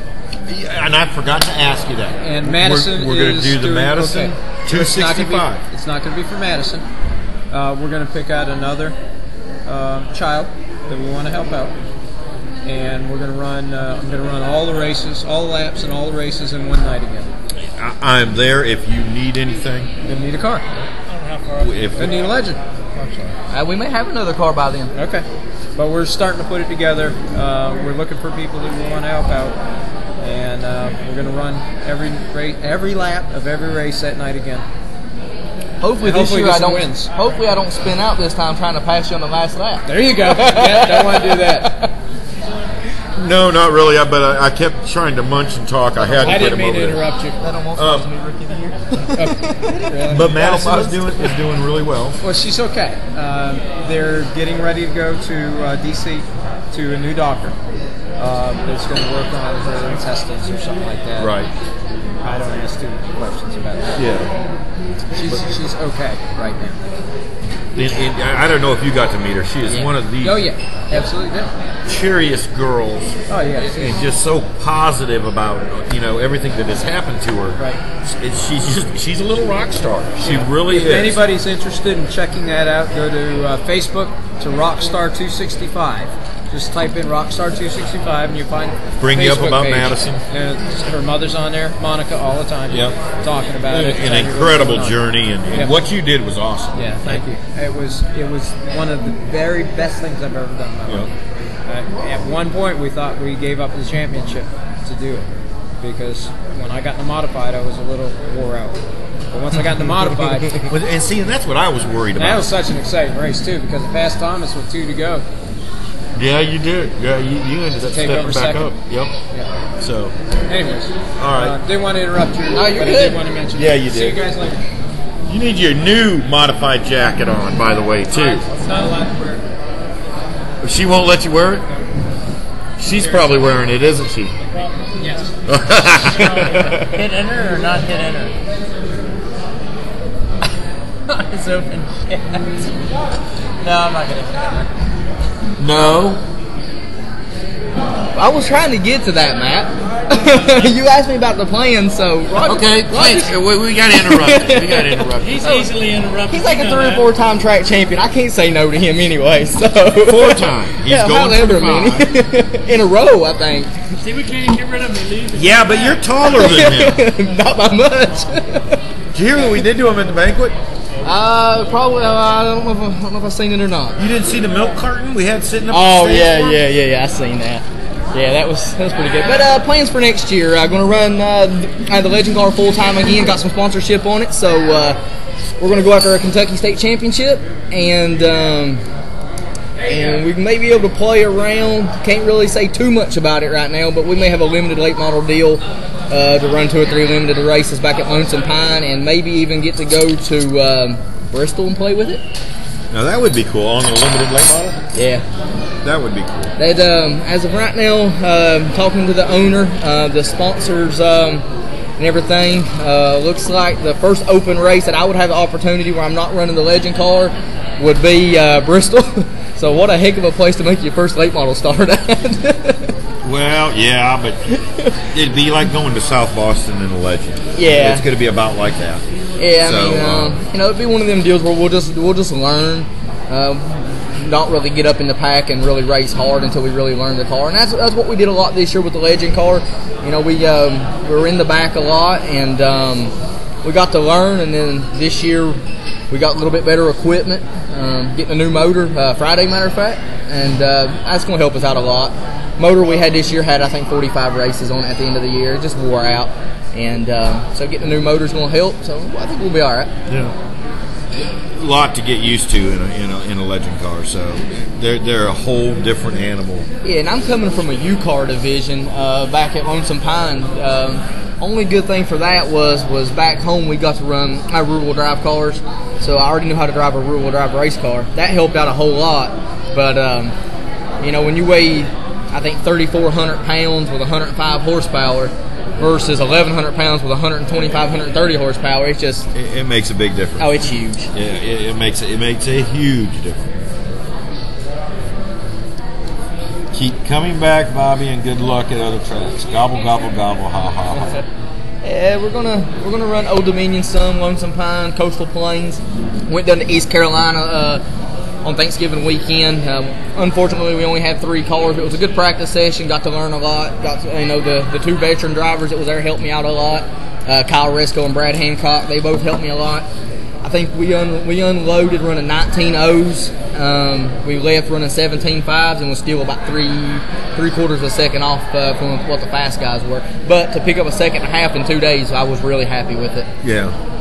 Well, yeah, to see an accomplishment, that's what you kind of like to do. Yeah, that's what we set out for all year long, was to make sure every week we accomplished something, and I had goals in my shop, and I checked one off every week when we accomplished it, and we accomplished everything we set out to accomplish this year. Rookie of the year, top 10 in points. I got to go home and run. Top 5 finish at home. So we accomplished everything. So yeah, it's gonna be good. Done a real good job this year. Yeah, I mean, I wish we could have done better at times. At times, I felt like that the car was better than I was, and I was just learning. So hopefully this year we'll be all right. I think.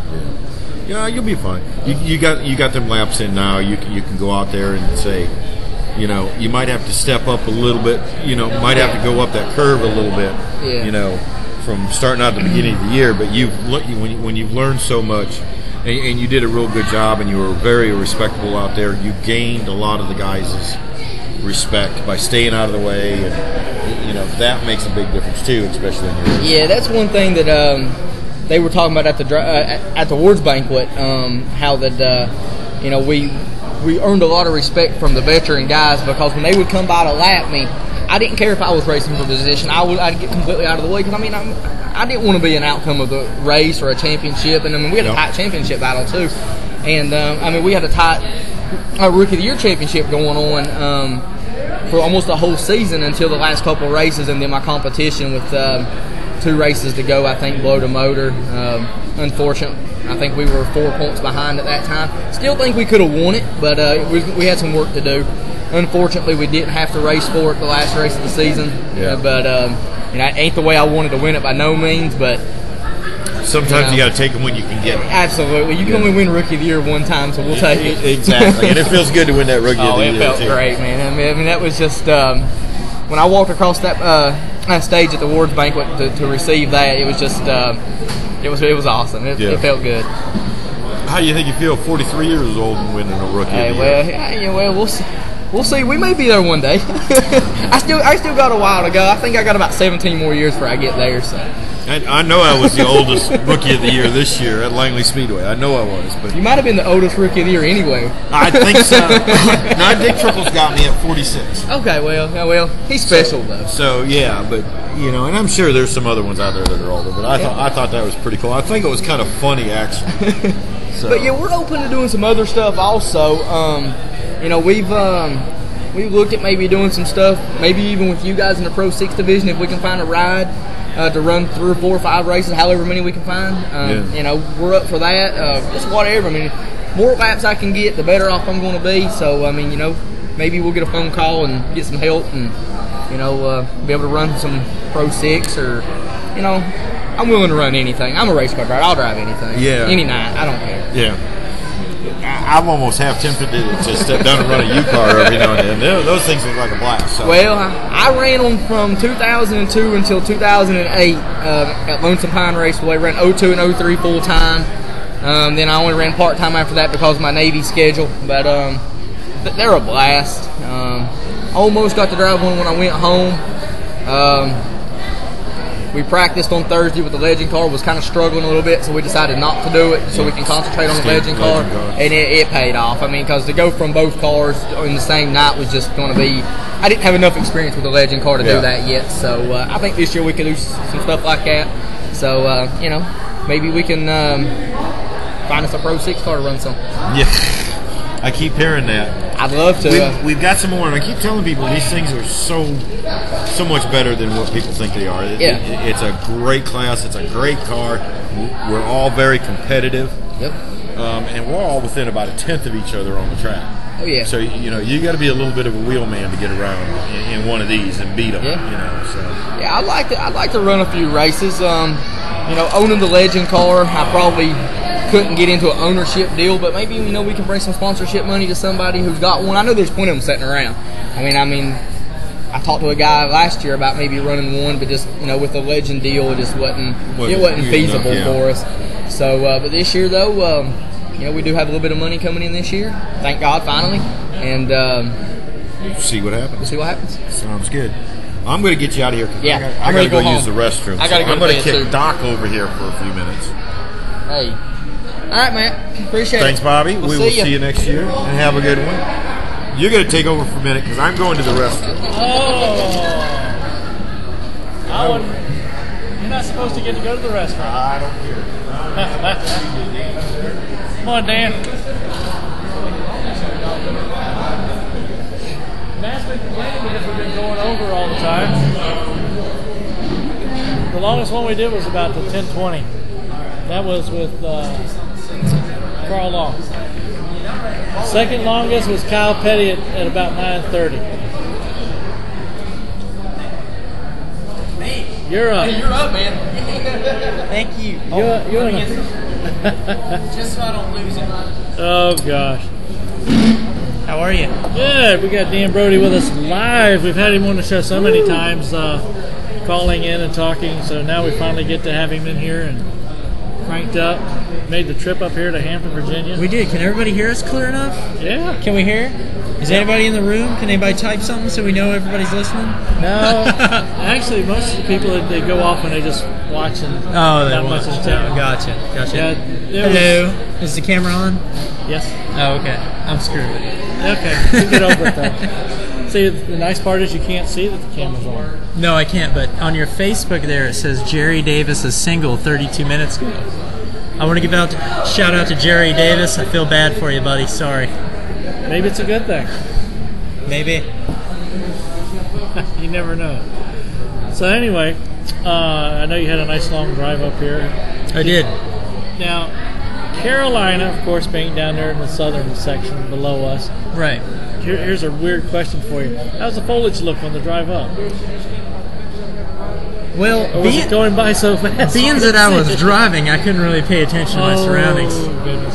Yeah. Sorry. Hey, hang on a quick second. Okay. I'm going to do one thing. All right. I need to see volume here.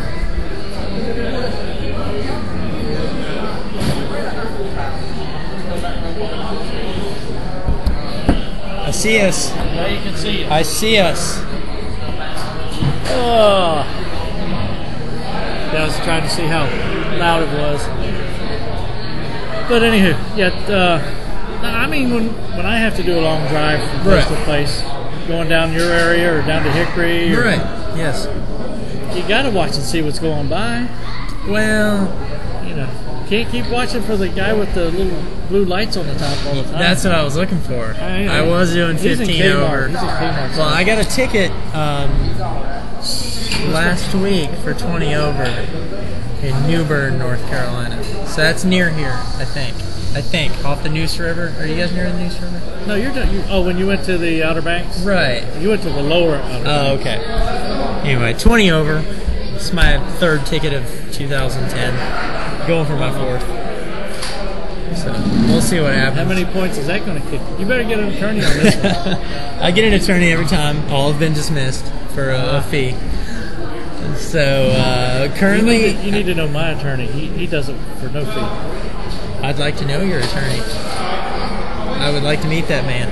But I appreciate you guys having us out tonight to the NASCAR Sports Grille. It's been a lot of fun. Everybody here has been really nice. I absolutely adore the Richard Petty guy. He is awesome. I'll tell you what, whoever's watching or listening coming up next, that I must have pictures of this man for my Facebook and my website. They have a Richard Petty night. You got people getting your things. They haven't been autographed yet, I don't think. No, they haven't. Not yet, but they will. I apologize, to everybody here who I haven't signed for yet. I'm still kind of recovering from the stomach procedures I've done. I ate dinner once I got here, and I have to wait a little bit before I get up and Where's your pen? really move around. And Marguerite. I've got it right here. Go ahead and give it to him. He can autograph it. I've got to be careful before I get up and walk around and do all those types of nice things because my stomach tends to get a little upset. Wow, this is a fresh Sharpie. Here, I'll sign these for you. So it's been an interesting day, to say the least. So there you go. Anyhow, yeah. I do appreciate you guys having us up. It is very fun. A lot of nice people, a lot of great people, just as you'd mentioned. Yep. Now, I know we talked about some things. Some things I know we can't say part of. I don't know if we can say anything about that you get to do anything. We can say a few things. Going to be a Daytona test, I believe, the second week of January for the new tire test for the newly paved Daytona International Speedway, which we'll see just how that goes. Right now, I'm going to be running the Rolex 24 for JLo Racing, which is a Porsche team in the GT class. And 12 to 16 nationwide races. I talked to Jay Robinson Racing today. I don't know why I look at the microphone when I talk. Yeah, because see, actually, this one's picking you up better. Oh, well, it's habit. It's habit. Hello. Oh, God, don't do that. You see it go up in the red. Yeah. So, it's still going in the red. So, anyway, I talked to Jay Robinson's guys today. Everything's going well with that.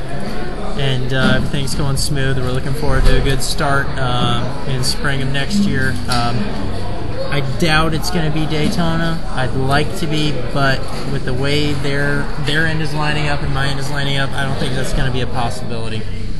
But that doesn't really bother me. I've got the ARCA stuff. I've got the Rolex 24. We're just going to go have time. We're going to have fun. Cool. Now, let's see. I remember that time we were talking about going up to Canada to go race the nationwide race last year. Couldn't find enough people to have passports. You know, I had so many people tell me, of course, these guys are in the military. Yeah. They automatically have passports. Yeah. We could have had a crew up there. Yes. You know, that was a very embarrassing moment in my career. So we'll figure it out. Cool. Trying to think Matt was asking a question. But anyway, it don't matter on that. Nobody else is reading them anyway except us. No, well, it's fine. But needless to say, we are heading to a dinner meeting Friday night in Philadelphia with the Rolex guys. And, you know, we're just finalizing everything, going over everything, and then we're going to have a nice holiday. Enjoy the rest of the year doing absolutely nothing. Is your dad coming back home from China? Or? Yeah, my dad gets home on the 19th. Cool. So we're going to, what was I going to say? Jeez, I totally lost my mind for a second. We're going to, coming home for Christmas. Yes, that's right, my dad. He's coming home for Christmas. We're just going to relax, do the family thing for once. You know, nothing crazy. We're going to get these meetings out of the way and just for a change, I guess just take the rest of December and regroup and get everything going. So, and do a lot of deer hunting on the side. Oh, yes. Deer hunting. You got your first year yet? Nope, haven't. Dad got, you didn't. Dad did, I did not. Dad won, Dan 0. Yes, that is correct. So, you need to go out to the West Coast and go hunting elk sometime. I'd like to. We've talked about going to Montana, Idaho, or Idaho's a great place. Colorado. We do some big game hunting. We've got all the weapons to do the big game hunting. We just haven't, you know, in North Carolina you can't really do a lot of big game hunting because it's too much, you know. Yeah, there's not enough clearing there for a high-powered rifle, really. You know, you're not going to get more than a couple, you know, 100, 150, 200-yard shot. So climb up in the tree. Yeah. Be a parrot or something. Yeah, that's true. Send you a bird. That's true. Bird's eye view, at least. Yeah, we're getting a message here. Loving the laughter in the background. That must be my driver. Oh, we got somebody else joining in the chat room here. Jay White has a driver. Is that in golf or racing? I hope it's racing. Yeah. I hope he's not one of Tiger Woods' mistresses. Oh, jeez. We were talking about that earlier, about something like Tiger. I like Tiger Woods. He's pretty cool. But anyhow. Hey, Matt. Yes, sir. Come on back over. Well, that's what I asked. Are you okay? No, you were busy talking. I wasn't going to interrupt you. Some Jay White guy was looking for you. Jay? Who? Jay White? Yeah, I don't know. He loves your laughter. Did you guys meet on Craigslist? Loving the laughter in the background. That must be my driver. Jay White. Who's Jay You can White? see it on yours. Okay. I'm going to go eat my supper. Oh, no, that's Bobby's. Where are we at? We're with whatever you want, man. We are with whatever you want. You just make it up, we answer it. And that's all I do. That's fine. That's all I do. You got the Rolex deal coming up. Yes. You came from dirt. We were talking a little bit about dirt. 311 Speedway. Yes. Been there. A great track. Awesome. We enjoyed that track thoroughly. And it's now defunct. I'm sorry to hear that in a way. You know, I've been out of the dirt ring for going on 6 years now. I have no idea what's happened to 311. I haven't been back. I haven't been to 311 since 2003. So I really don't know what's going on there. I love dirt racing. If I had the opportunity to make money running World Outlaw late models, I would do that full time. Yeah. Well, and we were just talking about it. You know, you've got so many opportunities that you can do in dirt now. Mm-hmm. You got UMPs, you got Lucas Oil late models, you got World of Outlaws, and with your background being that, what makes you want to excel? To go do these Rolexes, to go do these when you're at that level initially, you don't think about staying. Especially someone who was my age at the time, you continue to have that desire to excel. And once you do get to that level, you then again have the desire to go back and do that, because you realize, this level isn't everything that you had expected it to be, and it's not really as fun as you expected it to be, because at this level it's a job. At that level, it's, lack of a better word, a hell of a lot of fun. Yeah. And the closest, toughest racing you've experienced. It's tough at our level, but it's also the level of competition is as much as you can spend money-wise. Right. The more you spend, the faster you go. So, but at the dirt level, you can kind of get away with it. Yeah. You can have some fun. Yeah. I don't know about the World Outlaw level, but the local late models, limited late models, street stocks, 4 cylinders, modifieds, dirt modifieds, obviously, or IMCAs. Are they still IMCA? It's IMCA. IMCA. See, everybody calls them IMCAs, and I don't know why. It's actually IMCA. It's never been an IMCA. Right. It's IMCA, International Modified.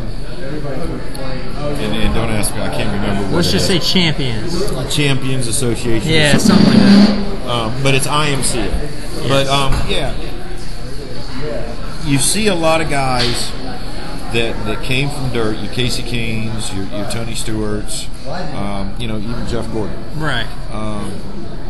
You see them migrating back. Kenny Schrader. Right. There's another prime example. You see them migrating back to go back doing these dirt deals.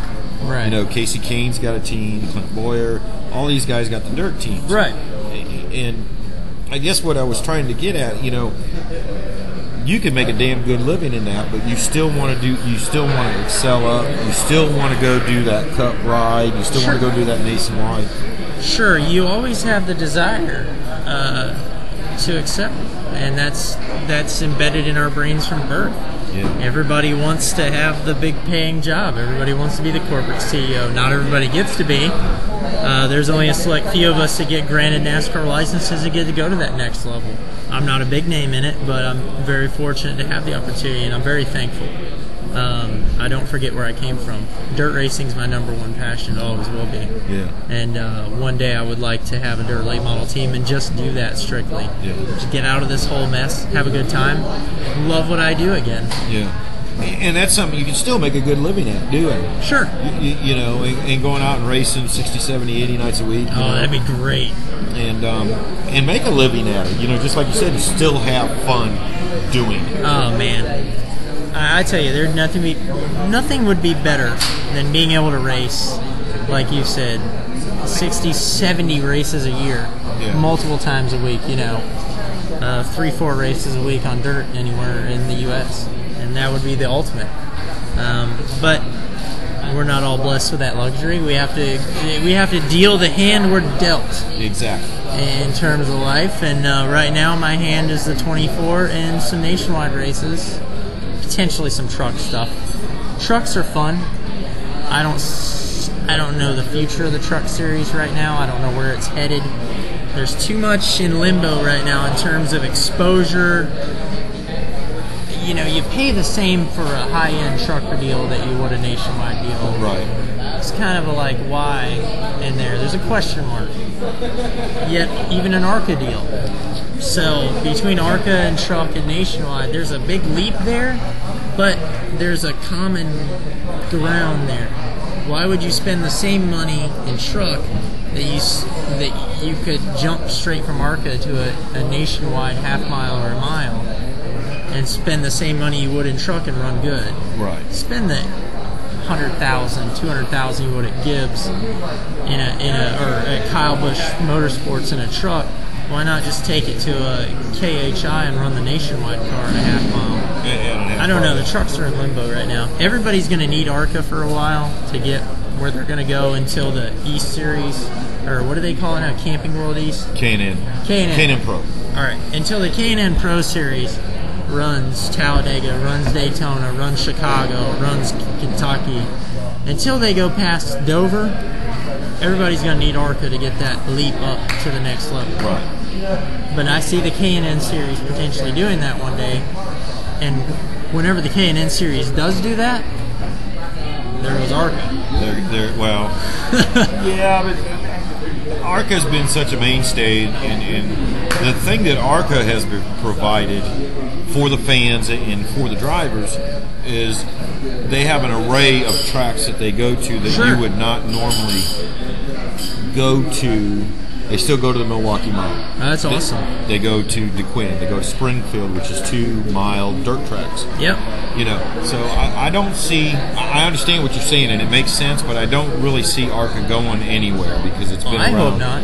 Yeah, well, and I'm with you on that. Yeah, I hope not. Or if it weren't for ARCA, I wouldn't be here. Well, that's true. I don't know what it is with the truck series. I like them. I think the truck series is a damn good series. I think it was started for the right reasons. It's gone a little awry, in my opinion. They're getting more towards the cup side, and I think now they're trying to bring it back. Yeah. Well, they started going top end with it, and you know, first there was no pit crews. You had a 10-minute break. Then they went out and you know they wanted to keep the cost down as much as possible. Well, now they've gone. They're finally starting to do that again. They're saying, okay, only one fuel guy over, no catch cam. Right. They've come up with a design. It's cost a little bit more, but it's also, you know. I just had the idea in my head. All right. So I was talking to your buddy earlier who was in the Hefty shirt. Yeah, Bobby Gobble. All right. If NASCAR wants this sport to survive, they're going to have to go, in my opinion, between truck and nationwide. Not Cup. You know, leave Cup alone. They've got all the money they need. Leave them alone. Truck and nationwide are going to need a spec engine between all the manufacturers. And you're going to need NASCAR to pay for those allotted set of tires.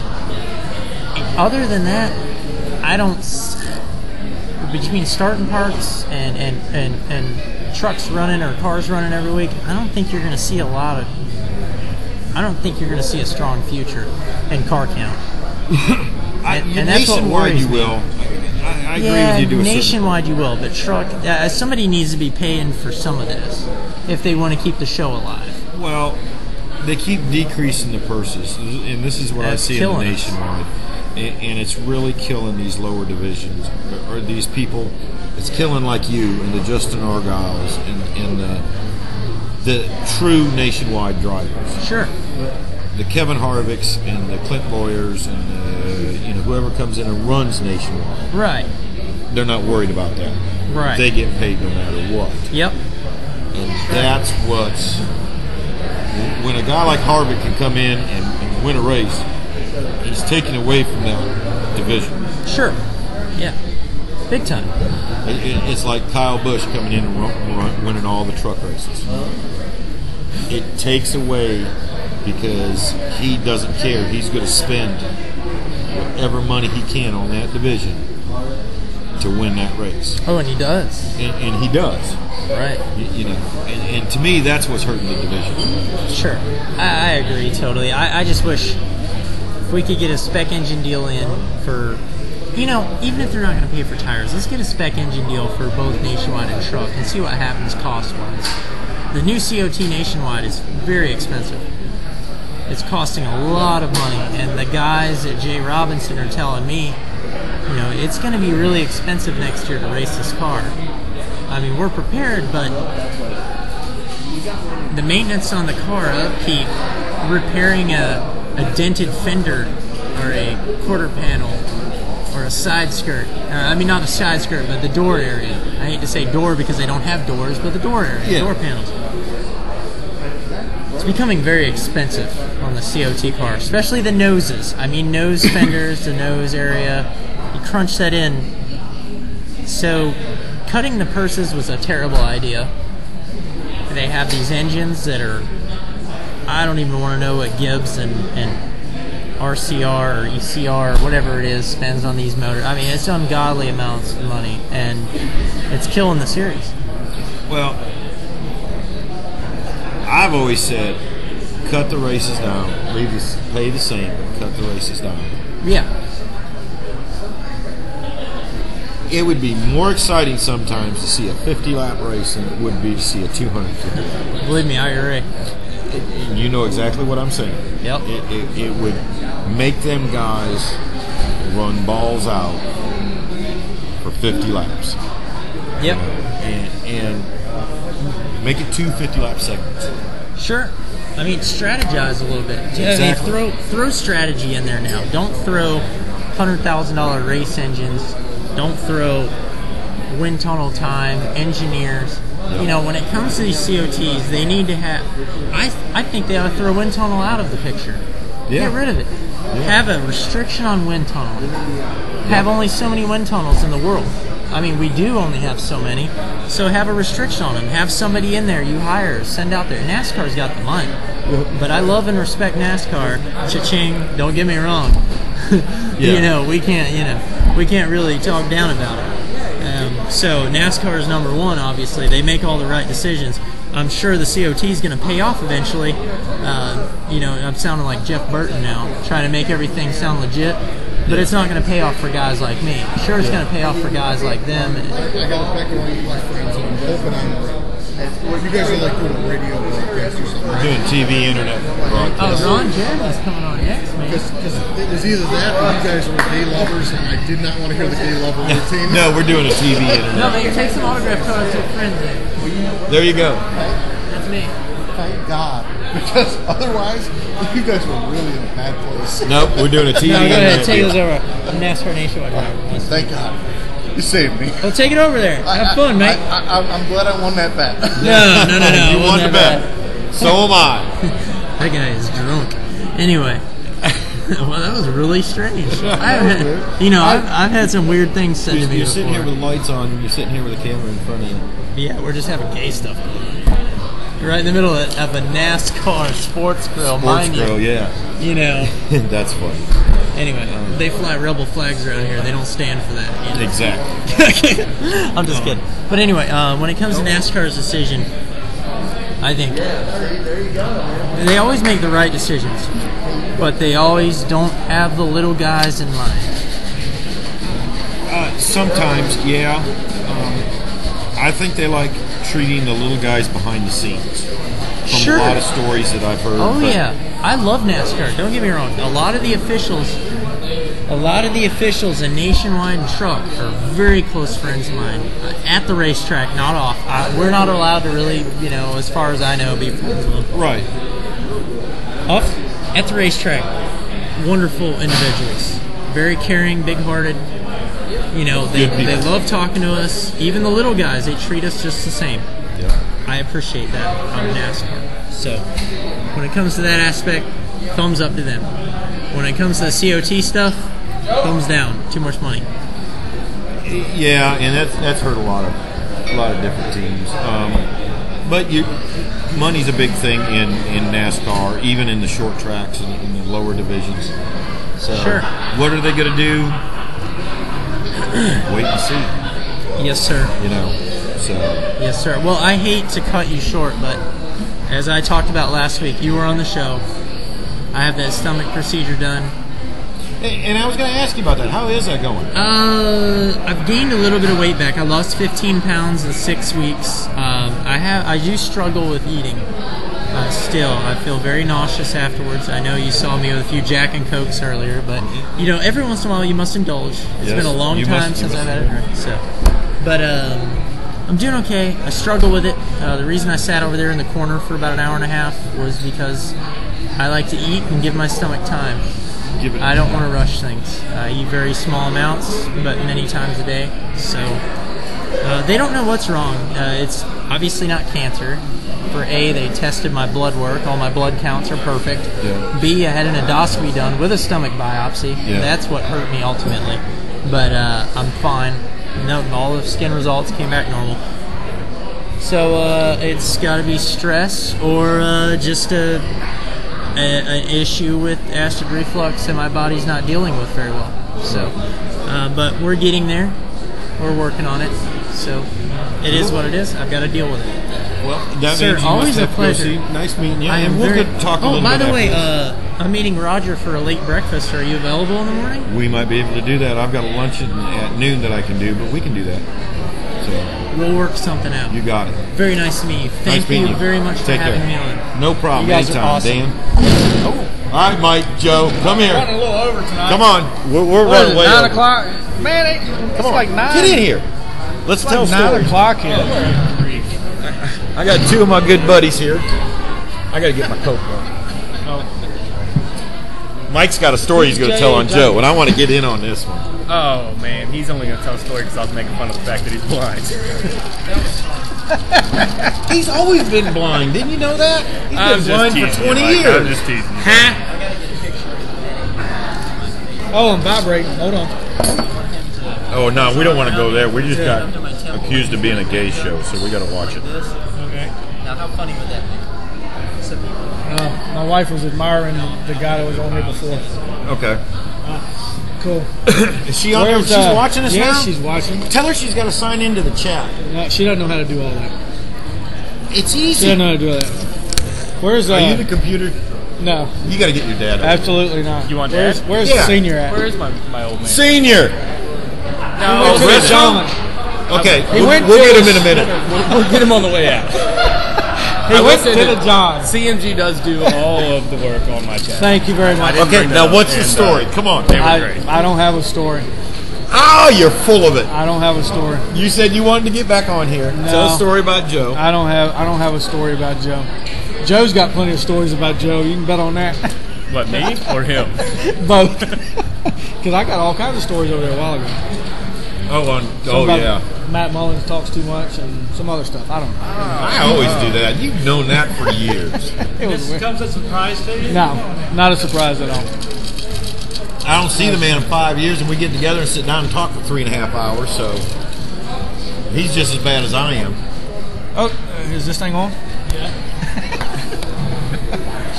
So, Mr. Hendricks, what are your plans for next year, sir? We will be racing something. We're looking forward to.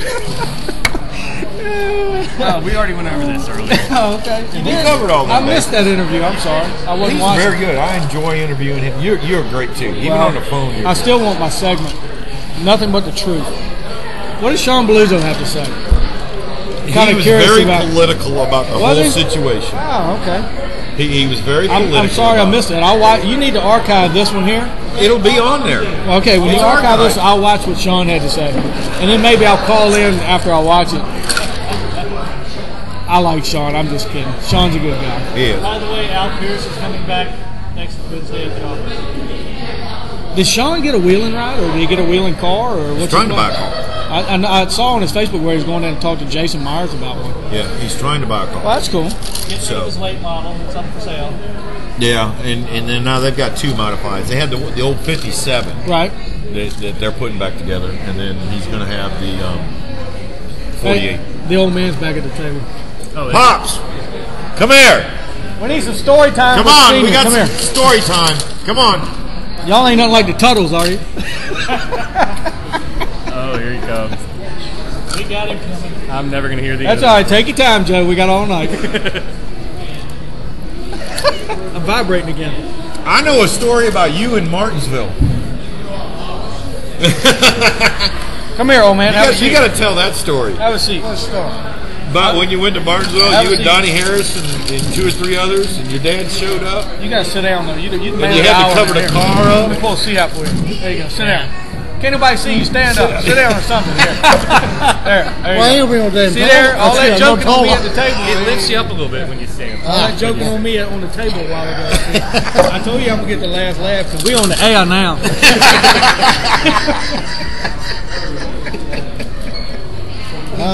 Yeah, I fixed your race car, man. I just found out he can't see. You didn't know that? I didn't know that. I've known the man for 15 years, and I've known that. He You had had to to, put an extension on the welder so you could reach Yeah. the car. Come on, man.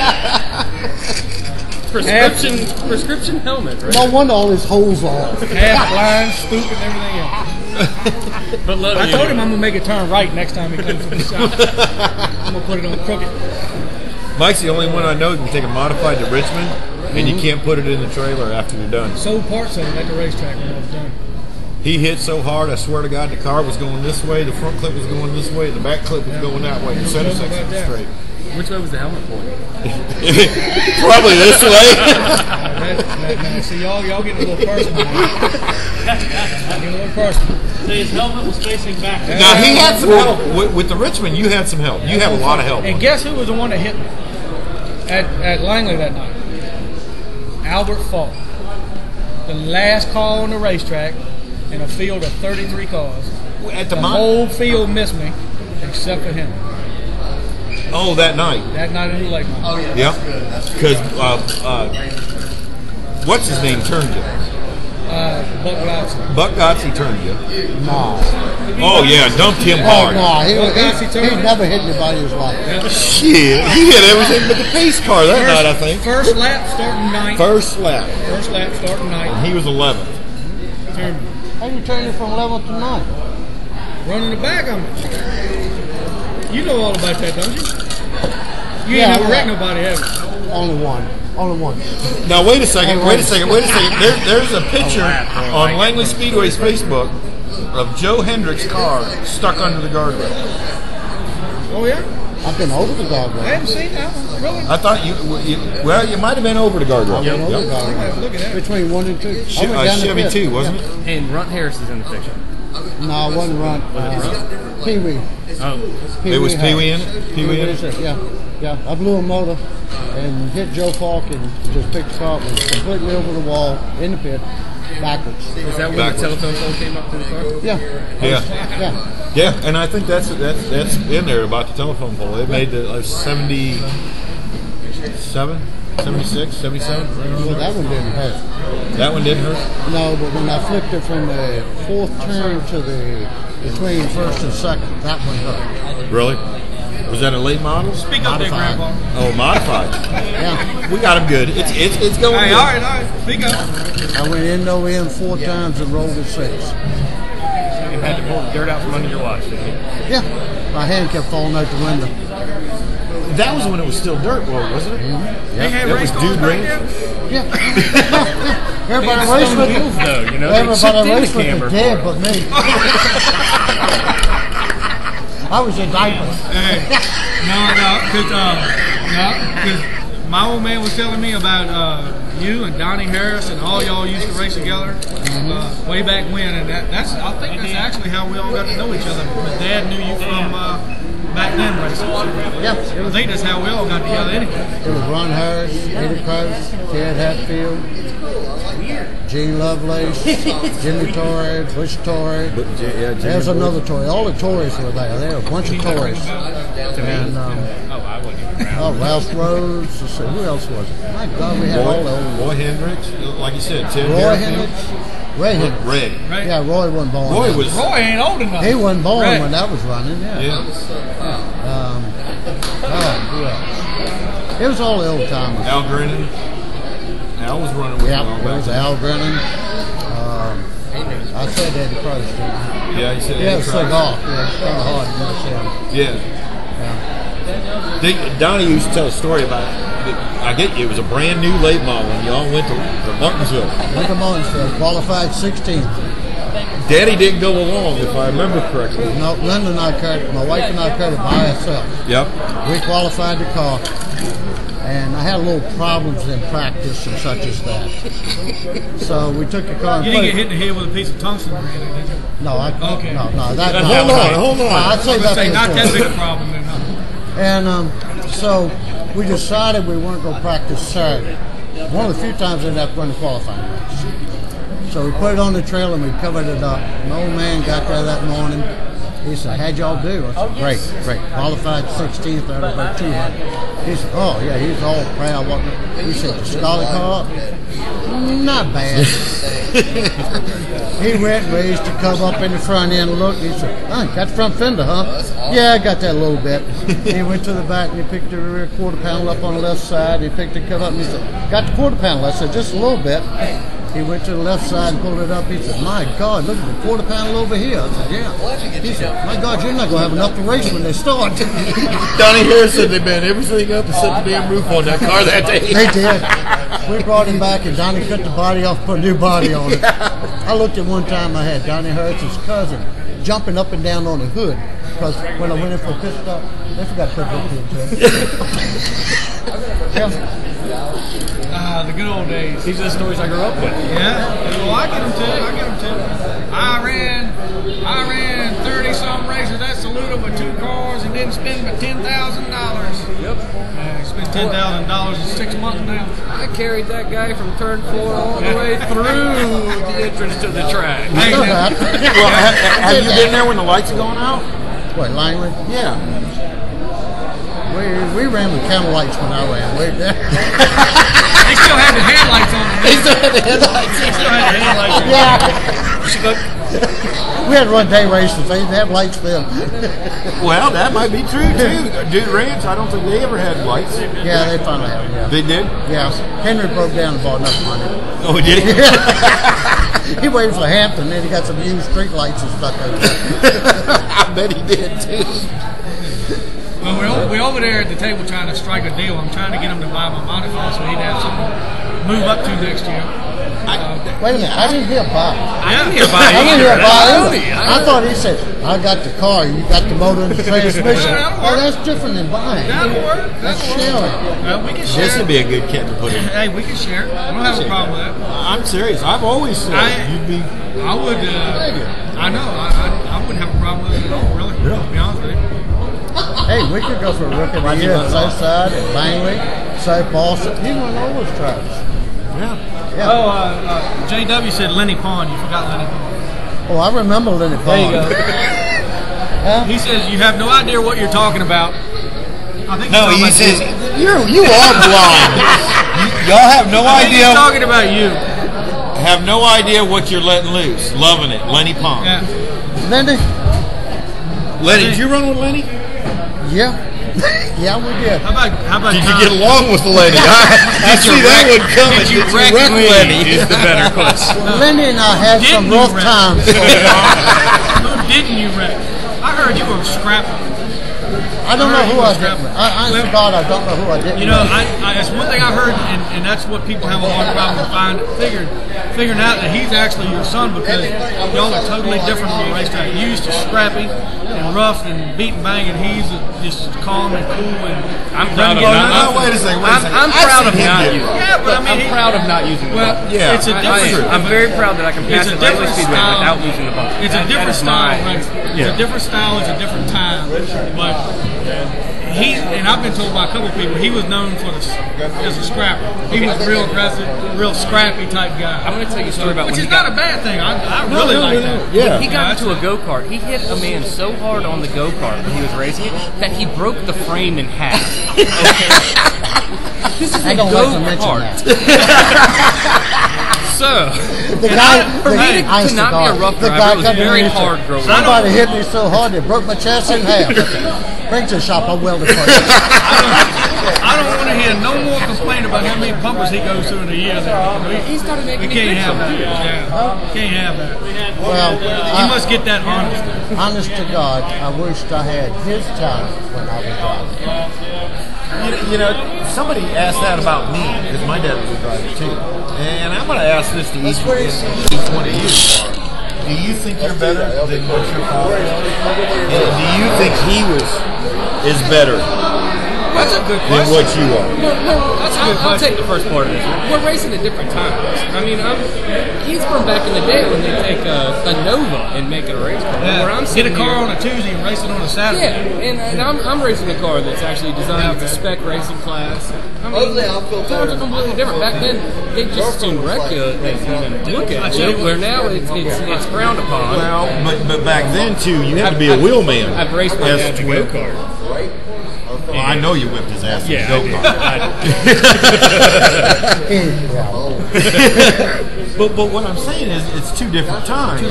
But you had to be a wheelman back then. Now, you can depend on the car a lot more than driving.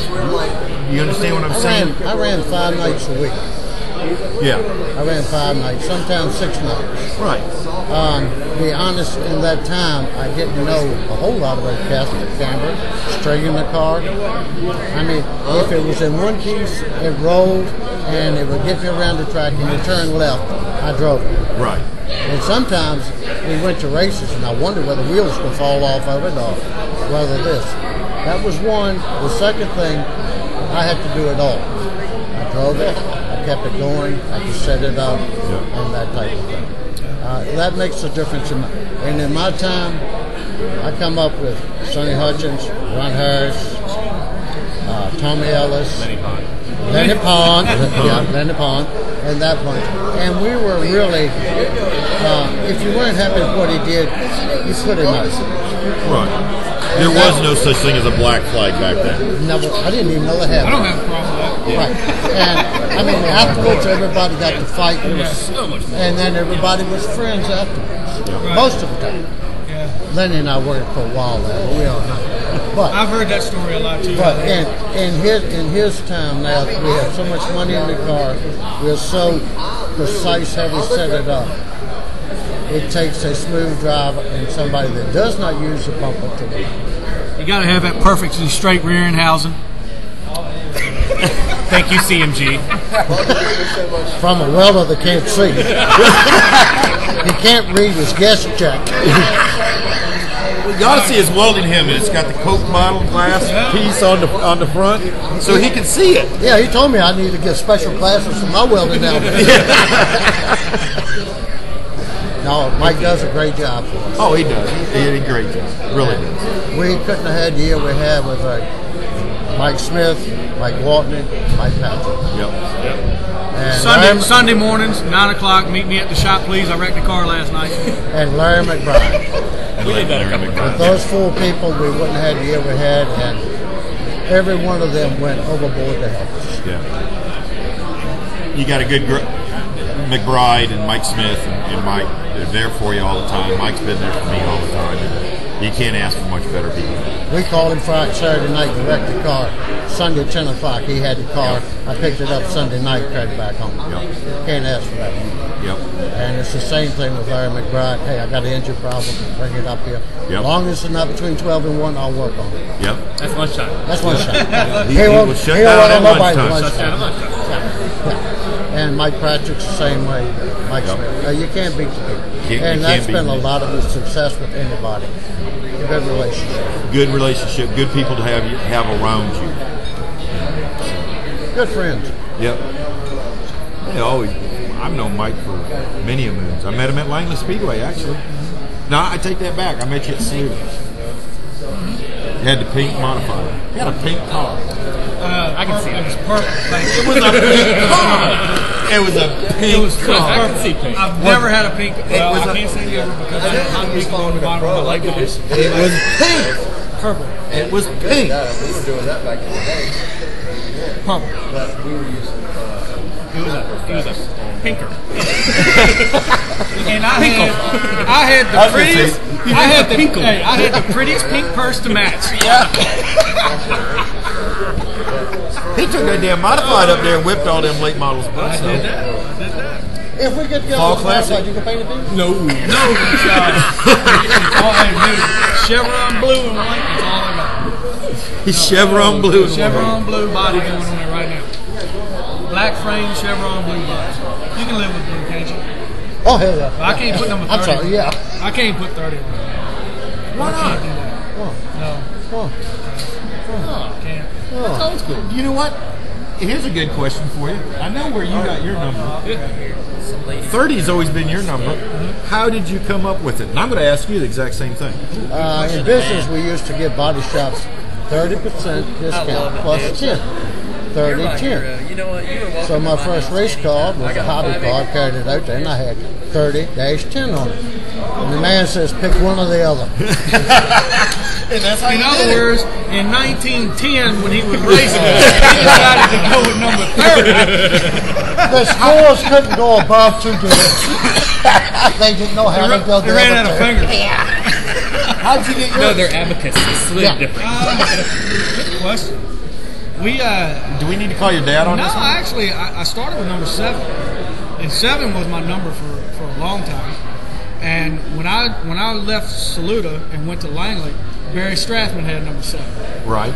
Well, years ago, back at Saluda, my father and them, they had a car with number 44 on it. So I just took that number. But my original number was 7. Really? Yeah, original number was 7. And when Barry had it, I had to find something else, so I went with 44. That was the only thing available. I'd like to put that on the modified, but somebody already has it. Babb. Robbie Babb already has that. So And you know who his uncle is, don't you? Pete Babb. Oh, okay. I was thinking about doing the 0 with the skull and crossbones. He don't know who Pete Babb is. You wouldn't know. You're too damn young. Yeah, Pete Babb used to be an official at Lang. He used to be a NASCAR official. How about the 0 with the skull and crossbones in the middle, like a Bloomquist type deal? Oh, Jesus. Is he going to have a 3 in front of the 0? No. See, I'll put any number. he can't run third anyway because what, Stencil, one of them? Got No, Scarborough used to, but he don't run. Scarborough used to, but yeah, he doesn't have it anymore, so it's wide open. I'll put Well, wow, are we doing 30. this or what? Because we're already picking numbers and colors. I'll put 30 on that thing. If you buy the motor and the tranny, I'll put 30 all over. Oh, hell. Here we go. Wonder if anybody on the internet's got an extra motor and a tranny. Sponsorship, please. Happy to watch the good times rolling. Wish I was there. Everyone. It's good to see. Awesome. You have a motor? Yeah, you got a motor. You got a motor?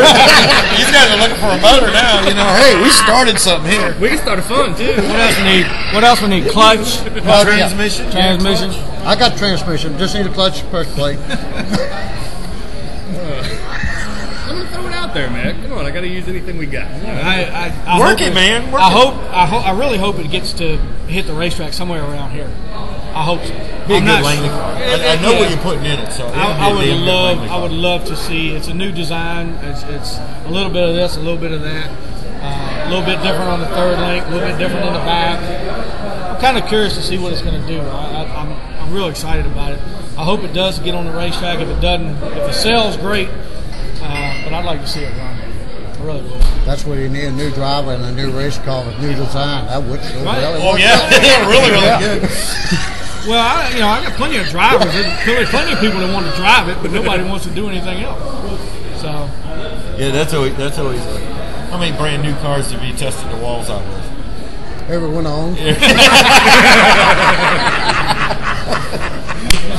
I built a brand new one with the Mullins in second lap. It was crammed in the wall. Jesus. Brand spanking new Chevelle from Pistone. Went right in the wall. Put it back on the truck. Ordered back for a new clip on it. Chevelle. I remember he had the old Nova up till about 10 years ago.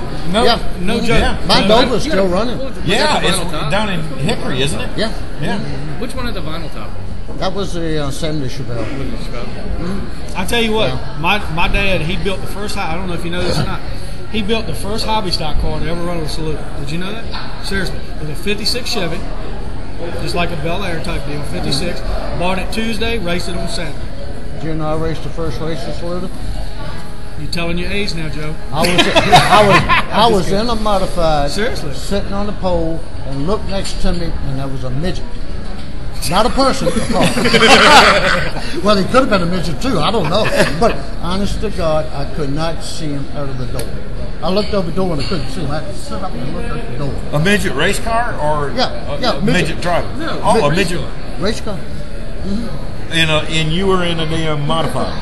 Yeah, I had a fuel injection or two. Oh, Jesus. He tells the story about the guy that drove his personal car to the racetrack, took the plates off of it, got out there, raced it, and he did not drive it home that night thanks to him. Yeah, that was a Wilson. I bet you that was. Wait a second. Yeah, we got to get the skinny on this one. I bet you that was a weird phone call Monday morning to the insurance company, huh? I don't know. You know, he was driving a T-Bird, and we seen him take a license tag off of it. And that day down there, they screwed up on the watering, and it was nothing but a dust bowl. And I was running 6 and could not see the man in front of me. I've done that. You counted to the corner. I've done that. You could not see the corner, so you counted. Well, let's see. I hope I don't go too fast because I just counted 8 and I need to turn. I've done that. And the only person to see was first and second. Because that sun would shine, that sun would set right over turn 1 every week. And that sun was shining right directly in your face. Well, I come off the corner, and I seen this T-Bird there for a second. And after I hit him, I didn't see him the rest of the day. But, you know, it didn't slow me down. Wilson Yeah. was a nice track. I'm serious. When that sun set over turn 1 at Saluda, from turn 4 to turn 1, you couldn't see anything. Did you ever go off a backstretch, go down the bottom, come back up? No, I had walls. When I did that one. We had walls. I had walls. I've seen guys do that over there, and before Bill Sawyer bought it, and they didn't know somebody had gone over the edge. Yeah, you come up the other end. Yeah. Fall right back in the field. When Fall John, right back into the John bed. Britt drove my dad's car, he went over, under, through, upside down. I tell you what, he's the only one I ever seen when they had the gate in turn 4 and let you back and forth across. There's a pole there. Yeah. And he drove that pole one night. He drove that car one night right up on that pole and just sat there. Didn't mess nothing up, but he stuck right on top of that pole. Never saw that thing. I did something better than that. I cut a light pole in Richmond, half and cheap, and then went over one of his races. I saw Strawberry Hill. At Strawberry Hill. What was the guy's name? Jimmy Elliott? Do you remember those guys that raced back then? I've seen 2 of those guys get tangled up going down the front stretch and hit turn 1 wall and just flip over and go down the embankment back there. I've seen that. Man, I've seen all kinds of stuff. I think it was the second year we went up to the Fall Classic up there. We flipped 7 cars over. It had flipped on the front stretch because the boilerplate had come out so much and they'd come off and hit us. I think that was the year you won. We flipped 7 cars over in one night. Is that the year I had the modified running with the late models? Yep. That was the pink car. Purple. It was pink. Dude, She agreed. hot pink. He agreed with you. White body panels. I'm Never going forget it. to email you a picture. Pink. I'm going to have to email you a picture of that. Pink. It was hot pink, white body. White pink. Now it's hot pink. You know all that matters? You know what all that matters? I don't He care won what the color damn it was. race. I got the trophy at He home. got That's the all that trophy. matters. Everything looks good out front. And that's it. I don't care if it's black and That's what he orange did. or I don't what. even think he passed anybody that night except left cars. It's because they I didn't think want he to pass put the it guy on in the the pole pink and car. walked with it. They were like, there's a dude in a pink car. I'm not getting on this car. All right, let's not start the pink and the black yet. Because I can tie that 2 together now. All right. No, I did. I started on the pole. I qualified 2 different times. One for they had so many cars they split them up. Yep. And they had late models with quick changes and late models with 9-inch Fords. Yep. And I had a 9-inch Ford in mine, so they let me run with them. I qualified for the pole with both races, and I burned my tires up in the first 40 and couldn't run the second. Yep. And we led every lap the whole race. Yep. I remember that. Who built that chassis? Actually, believe it or not, that was a late model chassis, a straight up late model asphalt chassis, converted into a model. Yep. Ugliest thing you ever seen in your life. But that son of a bitch would run. Yep. That thing would fly. It was ugly, but it was. That's the one you wanted up in. No, that was my black car. That was black the powder car was blue and black. That was the one that Greg Deeth built. Okay. Greg Deeth built. I bought it from Gordon Weeks. Yep. Yeah, Gordon Jr. Gordon had it. Jr.'s car. Yep. That thing was a rocket. I broke the track record with that 3 weeks in a row. Yep. 3 weeks in a row. And then I wrecked it at during the state fair race. During the state fair. Yep. I wish they'd bring that back. I wish they'd bring the races back to RR. Hey, I tell you what, RR did pick up another race this year. It's the what is it? The no, it's like the Busch East or something. K&N Pro? K&N Pro Series. Oh, really? They are running the day before the nationwide race, the first race of the year in April. Thursday. Yeah. So they'll run that Thursday, They run Friday Thursday, night, right. and then Saturday. That's cool. K&N They Pro put the Series. trucks back out. I like do to see too. the I like the the trucks. trucks. I really did. They were cool. I like the truck racing. That's a good track for trucks. If they weren't so damn bloody fast, the damn Southern Modifieds would be cool. Yeah. But they'd be way too fast. There's not enough car there, in my opinion. You ever seen a modified in Trenton, New Jersey on that mile track? Oh, Jesus. Those guys are nuts. Yeah, they are nuts. They're not exactly slow. Huh? Nah, they were all pretty They good got at Bristol. restrictor plates on in Bristol. Do they? Yeah, we went up There's no Trenton, plates on man, them. and they were fast up there. That was 5/8 too. Huh? That's a mile. Per mile, Yeah, yeah. it was a mile. Yeah, I went up there. They had a 6-cylinder set, top 5. Can you believe that?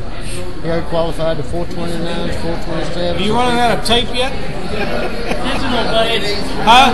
Digital. We're worried about batteries. Yeah, you running out of batteries yet?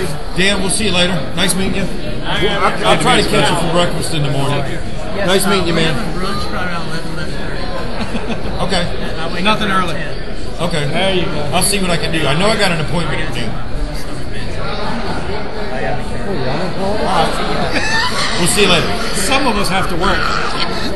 Who, I don't know, but not me. My brunch is a pack of cheese crackers and a Coca-Cola. He's not mine either. You can afford cheese crackers? Hey, I put my own cracker machine in. I'm I on know I can Vienna's, man. afford it. We put her in the vending machine. I'm on Vienna's right now. We have the key. I got the key. You got one of them drink machines, you just open it up and get what you want out of it? Yeah. When we It's like a refrigerator with a lock. Yeah. Why do they even lock? Come on, man. That's like why they put locks on the doors of 7-Eleven. It's open 24 hours a day. Why put a lock on? So when they get robbed, they can lock it up until the police do Yeah. Too late then. Oh, When I go in there, Joe's on the phone cussing somebody out. not Joe. Now wait a second. 3 things: or he's working on a radiator, or he's looking for him. That's the 3 things he's doing. When I come in there, I'll stop in and say hi every now and then. That's the 3 things he's doing. Computer shut off. You're out of battery. It went to sleep like everyone else. No, I think my wife is still watching. Are you still watching? Give me, text me if you're still watching. No. She probably is. I know. I wouldn't know. She probably is. She'll be Now that waiting. we're up here telling lies. She's heard enough of them, I can tell you that. She's heard them all. She's heard them all, man. I tell you what, hey, I will tell you a story about her now. When I flipped that Legend car over, I flipped the Legend car at Southside. I don't know if you remember this, but Kerry Gilbert, years ago, kind of didn't give me a whole lot of room. So I hit the wall coming off at 2, flipped it over, went upside down, was skidding backwards. I didn't roll it over, let's put it on the lid. Skidded all the way down the back stretch, through the opening, past the opening of the wall, backed it up into the fence, and eased back down in the race car. And I didn't even get the belts undone, and she was leaning in the car. And I believe it. Yeah, I'm serious, man. And the officials wouldn't let her, come out there and say. She just went right on by the officials. And she was there before the car even stopped. But the funny thing is Granny Fox. You know Granny Fox? Yeah, I know Granny. She asked me what in the world I was doing because when I was upside down, I had hit the wall and I lost where I was at, and I didn't know what I was still driving the car. Because when the car was skidding, the wheels were turning like I was turning into the skid, upside down. and I was upside down. Didn't realize it till I started seeing the sparks come off the racetrack and grinding around. The wheels were still turning while the car was wish-washing down the track. I was driving it upside down, man. Don't you figure when the blood was running to the top of their head, something was happening? Ain't no blood in my head. Ain't no blood in there, man. I've done a lot, but He's one of the few guys that I know that you got to wake up in the car before he goes out. He'll be totally damn near asleep. Oh my God! Hey, I'm serious as a I'll heart tell you what I attack, did, Joe. I'll tell you what I did do. We rolled that car back over, and I told the officials, I said, "You go easy on that car. I don't want to bust them shots." We go to hell for lying. No, I'm serious. I'm serious. I'm dead serious. We used 2 complete rolls of duct tape because they would not let me start the race without the front fenders and everything on the car. I duct taped the body on the car so it wouldn't come off. Started dead last and got to 3rd in a 25-lap race on a restart, grabbing high gear right there at Axel. I shit you not. It was the housing. No, it was the axle. It was the axle because I hadn't started making them yet. I wasn't making them yet. Back then, I just had to buy that 600 stuff. But I'm serious. Yeah, that's when Larry and Anna had it. We flipped that thing back over, duct taped it. Man, she was a rocket. She was a rocket. Ran better. Bet it the right way. I got it set up the way it should I be. got it set up. I went to the Joe Hendricks School with cars setting up, and I'll tell you what, hit the wall, runs faster. That's what happens. How many times have you seen that even as a big boy? Hey, I tell you what now. It does work. I tell you what. The last race of the year, the last points race of the year, I went over to him before he was a nervous wreck. I went over to him before the race and was like, look, dude, just sit down and calm down, right? So anyway, he goes out, takes the green flag, and what does he do? Spins out on the first damn lap. Yep. And I did not cuss. Yeah, Which right. I am surprised. Oh, yeah. Holy cow. Why don't you make it hard on yourself, Joe? Just go down in the corner and spin out, okay? You're never going to live that. Man, well, at least you won't like Spencer Saunders that spun out while you were leading by yourself. No, he actually spun me out while I was leading. He was leading. No, he was leading. Like the race before that race. He was leading when he spun out. He spun out on his own. I give him mess about that all the time. In fact, I talked to Spencer last night before that, for my first win in a legend car, Spencer Saunders hooked me on the last Yes, he lap did. and Yes, he turned did. me. Yes, he did. And I got to tell him. And y'all didn't speak for like a month. Oh, like a year off. Yeah. I mean, for the whole off season. And the funniest thing is, he called me after he spun out leading that race, and he said, "Buddy, I know how you feel." And I said, "No. You don't know how I feel. All you have is to blame yourself. I had a whole off season to hate the hell out of you for costing me that race." But no, Spencer and I are buddies. He's the first Hendrick to win at Langley. Am I correct? He had to rub that in, didn't he? It took me 45 years to get a championship. 45 years. Yeah, that's what I thought. It took me 45 years to get a championship. It took him to do it. Yep. Wow. Now, did you run for a championship ever? I did until Joe Gobble gave me a bunch of mess and I quit. Really? Yeah, it was set up between Billy Smith and Joe and myself to run for the championship. And then we had one race out there that we had, Billy lost some laps or something and got to arguing and fussing. And I protested because they had him in front of me. It's kind of hard to finish in front of somebody when you're sitting in the pits, but that happened. And they refused to show me the score sheets. And then they give me Pete Babb, which you mentioned. Yep. He gave me my money back and told me I didn't have a protest. What did the transponder say? We were still friends after that. What You mean the 3 rocks that they drug behind the car to leave the mark in the track? And that was the last. I ran. Joe Cobb asked me to hang on. He was going to send it to Florida and get it straight. I ran one more race. It was the last race I ever ran in Langley. Really? And I said I'd never run again. I haven't. He has. I was actually, my mom said that I would not race at Langley. That's the first thing. I'll be honest. So for us to go back there and get a championship, it was actually really sweet. Besides you, yeah, that was pretty cool. I thought it was really great. You know what? I knew that history a little bit. So I thought it was the best part about him winning a championship is if somebody finally won a championship that didn't outmoney anybody. This guy outdrove everybody and they outworked everybody. It wasn't an outmoney. It was the consistency, like we talked earlier. And that's the best part. It was somebody that actually won the race and actually deserved to win. He was the guys behind me. We got wait a second. I worked my ass Well, off. I'm just saying, But- legends. Yeah. Hey, And legends. I agree with that. I got 2 guys that work on this car, Yeah. Randy and Jason. They work 24 hours a day on it, and they give their blood and soul for the car. And that's not saying anything about the other guys because I know they work just as hard too. But it's really good to see somebody that. It wasn't a money issue that won the that's right. championship. And I'm tired I of agree. seeing them. Let's look at it this way. If we don't win the race on Saturday night, then we don't pay our beer bill for the week. Yeah, we got to win. So we have to win to pay by the bill. Who else? Did your dad have anybody else? How did your dad get involved into the racing thing? Do you remember? I had bought an old 47 Plymouth Coupe. And I went out there and watched the race one night. Come back 2 weeks later, we had a hobby car. And that's how y'all got in. Got started in it. Then we bought Gene Lovelace's modified. Okay. And then Lindy Pons drove it for us. Okay. And he drove it for about almost a year. And then when he quit, the old man says, "You're driving." Of course, I come out of a 6-cylinder hobby car, and he put me in a 327 Chevrolet, 14-to-1 compression, board 60 over, Etzner cam, fuel injection. And I thought he lost his mind. Now, you also drove some other modifieds for some other people. I drove for Donnie. Yeah. Donnie had one of the fastest modifieds I've ever seen in my life. Yeah. And I tore it all to pieces for him. I'll bet. I did. He told me the story about taking 2 spark plug wires off of it so you could qualify. He had to do it. It had so much horsepower he couldn't drive it. Honest to God, I never seen a car that would come off the corner and it would plane, and then all of a sudden it decided it wanted to go see the people in the stands because it would brake to the right and go. Really? I think it was driver error. Driving my butt. I had to I said, "Wheels, you in the left. What are you going right there?" Don't you know you're supposed to turn to the right to go left in these things? Not that modified. Honest to God, I think Donnie carried it to somewhere and had it dynoed, and it broke the straps on the dyno. I've heard that. Yeah, I've heard that. Donnie built some stuff now. Well, Donnie and Terry's a real good fan. Runt and I think we tried to see who could wreck it the most. And I've heard that story too. Yeah. Runt drove our car for a couple of times. Yeah.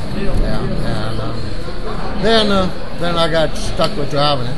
That was really I wasn't ready for it. Yeah. And it took a lot.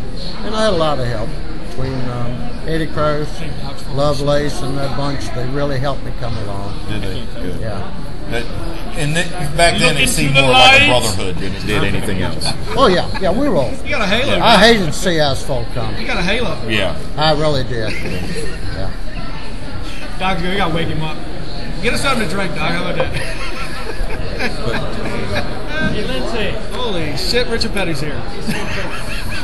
You're full of it tonight. He is just wild. I've been here for 4 hours and I just saw him. Are you serious?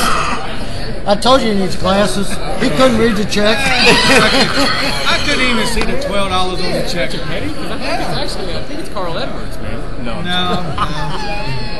Yeah, I couldn't even He's read the far check. enough away now that he can distinguish it. If he ran over there, he'd walk by him. Can you imagine having him and Donnie on at the same time? Oh man. Who? Him and Donnie. You know who Donnie gave his first ride to? Very first ride. And it was at Saluda. Mike Buffkin. He was 16 years old. I'll tell you what, Mike was a driver. Mike was a driver. Mike was a shiznit. No doubt about that. Well, I bought my Jerry late McCormick was a pretty good setup man too. Yep. They had that super modified. I drove it one time down at Elizabeth City. Jerry's? Mm-hmm. I was supposed to go down for an old Tommy race, and I was supposed to drive some daggone hobby car. And after the race, the modified race, or late model they called it, Jerry said, "You driving my car." And when I went to get in there, he says, "Now you got 2 gears, forward and back. If it gets loose, you turn to the right. If it's tight, you turn to the left." I started last. I forgot what he said right or left, so I didn't touch anything. We finished second behind Al Brown, which was pretty good. But I'm going to tell you what, that was a horse. Mike Buffkin, we bought our late model from him. And I tell you what, he knew, because he was son-in-law or something of the guy that owns Saluda. Bill Larry. Bill Larry. Okay. Yeah. It's his father-in-law. Father-in-law. Okay. Well, Billy. They knew. I knew they were. I thought it was son. Yeah, they knew Dad because Dad worked for the racetrack and all that stuff. So anyway, we bought Mike's late model, and he was just as nice as he could be to a little punk kid that thought he knew everything. And he took as much time with me. You didn't have to agree with me. Yeah, I did. He took so much time with me and really explained things. And I tell you what, Mike Buffkin, you know. I know Phil Warren won a lot of races and all that stuff, but I'm going to tell you what, Mike Buffkin is probably one of the best drivers that ever been there. Person-wise and driving-wise. I admire him a lot. I think a lot of him. No, I bought really Mike, and Phil's actually a really nice, they all, some of the older guys. Boy, they used to butt heads. Oh, man. Phil Warren and Mike Buffkin used to butt heads all the time. Yeah. Mike as a person, you can't ask for better. Yeah, really a great guy. He was great. And Joe Gator, I've always liked Joe Gator. Joe, too, yeah. Oh, yeah. So, they were all after my time. All after your time? Well, hell, you watched them when they were in diapers, probably. Yeah, I watched them when the parents brought them out there. Yeah. I mean, really, yeah. All right, what time is it? Wow, it's going to be a late night for me, eh? Why? You ain't got to get up early in the morning. Post. What's that? It happens. Doc wants to send him something. He works for himself. See there, yeah. Well, my boss is going to be pissed off in the morning when I don't come in on time. So you ain't going to get there until 9 o'clock anyway because you got to take the baby to school in the morning. 9 o'clock until whenever. From 7 to 9 the phone don't ring anyway, so 9 o'clock on. It's more feasible for me to work later in the day than it is early in the morning because people work. Why would they call you if they know you're not there? That's right. Hey, I got a cell phone. They can call me anytime they want. They call me right now. If they would call right now if you need to. I'll get pen and paper. That ain't no problem. He's been shamelessly plugging. You want to put the phone number on there too? 363-9636, 804 area code. Yeah, if I can help you, just let me know. I can get a pen and paper. That's all I need. He can't read, though. Order He can't today. write, so he can't read it. Order today, ship today, or maybe tomorrow. Well, it's a little late now, so probably ship tomorrow. Ship tomorrow. Yep. Just let me know. Look at that phone ringing already. See there? I'm just kidding. Probably your wife saying, "Quick, give me that damn number." It's probably my wife saying, "Are you on your way home yet?" Joe, this has been great. I've enjoyed having you. Same here. I Thank want to you. get you and Don. Actually, we're going to do that. I want to get you and Donnie together and let you guys just bullshit about the old timers. I tried to get my old man to come up here tonight. He didn't Oh, want to I come. wish he would have. I tell you what, he'd have had a blast with him. Yeah. Because, like I said, they have ties from back then. Yeah. So they've known each other longer than me and Joe've known each other. So. It's a lot of the old timers over there still. Oh yeah, that would be great. And it's fun to listen to. It really is. That would be great. Story time with Joe Hendricks. Yeah. We could have story time with Joe Hendricks. Nothing but the truth with me. Oh, What my else do we God. What else can we have? Would you stand over there? I don't like the lightning smack me. Get next to him. Hey, Yeah. nothing but the truth. Hey, yeah. That's all I say. With the truth. No, it's been fun. Thank you. It's been fun. Thank you. It's enjoyable. And it doesn't hurt, does it? Where's Little Joe? No. No. You don't even know it's there. You don't even pay attention to it. All right, You Little just Joe's go. not here right now, so you get this is He wants to have a beer. This is your chance He's to. drinking a beer. Hey, That's yeah, what he's he- out there This is drinking your a beer. chance to tell a really incriminating story because he's not here. Go ahead and say something really ugly about him or something. Something we all should know that he doesn't want us to know. He yells at me all the time. Oh, well, hell, that's... You need to be in a... Have you been in the shop with me and my father? Oh, God. Come on, Hey. man. We all know about the hollering in the He street. complains because I yell at him for We're not... trying to get him to say something incriminating about you. I didn't do something. Thank I you. refused. I refused. Don't throw me He under said the y'all bus. holler a lot. I was like, obviously you've never been in my shop. If anyone's ever seen Orange County Shoppers, it's a very easy thing compared to what Dad and I go through every day. Yeah, but you guys can yell at each other and then laugh. The next to breath. From what I've seen. Not my shop. You know. Well, he won a heat race up Richmond, and the boys that work with us come in trailing him, and I were almost fighting. And they said, "What are you fighting for?" I said, "Well, he didn't win it the way I wanted him to win it." The worst thing I ever did was get a pole this year. Because now if I don't qualify on the pole, it's the end of the world before the race starts. And see, I got that's one fine, pole you this know? year. I mean, I want him to be amped up about it and everything like that. But Well, the pole is a representation of what the guys working on the car have done. Exactly. Yeah. And it's something they can brag about. Yep. He can brag about winning. We brag about pole. About the poles. I understand. I'd rather have if pole you- than a win. They don't make it. I got it. Come on. Hey, I got it. You forgot the years I ran. I got it. But that makes sense, though. The crew members would want that pole to show what they've done. Right. More than, of course, the win. The win is what But we've they done really too. want them poles. Yeah, they get to brag before the race. Yeah. After the win, he's the only one to brag. The rest of us are loading the mess up going on. You got a point. Huh? I loaded it. But no, you do. Yeah, you can help get me the, there. you get to walk around with the big chest. Have y'all ever thrown wrenches at each other? No. I threw a fender at him. That's about just as bad. We've thrown wrenches at each other before. But the bad thing is when me and my father argue, we don't speak for like 3 days. And we can work in the shop for 8 hours and never speak to each other. We've done the same thing. We've had those arguments that last a little bit longer than others. But it's the chance Is to it work not? with your- Is it not hard to work with your father? Oh, it's so hard. harder than working for someone else. Yep, it absolutely really Family is always hard to work It is. for. You Yeah, but expect we're more. together from 9 in the morning until 11 at night. Yeah. And then on weekends, we're from time to climb the truck until I throw him out at 3 or 4 o'clock in the morning. The pro- So, I mean, one of the things What we have do trouble you with. call it when we're together all the time? Bonding. Bonding? Bonding. I have bonded with this kid since he was born.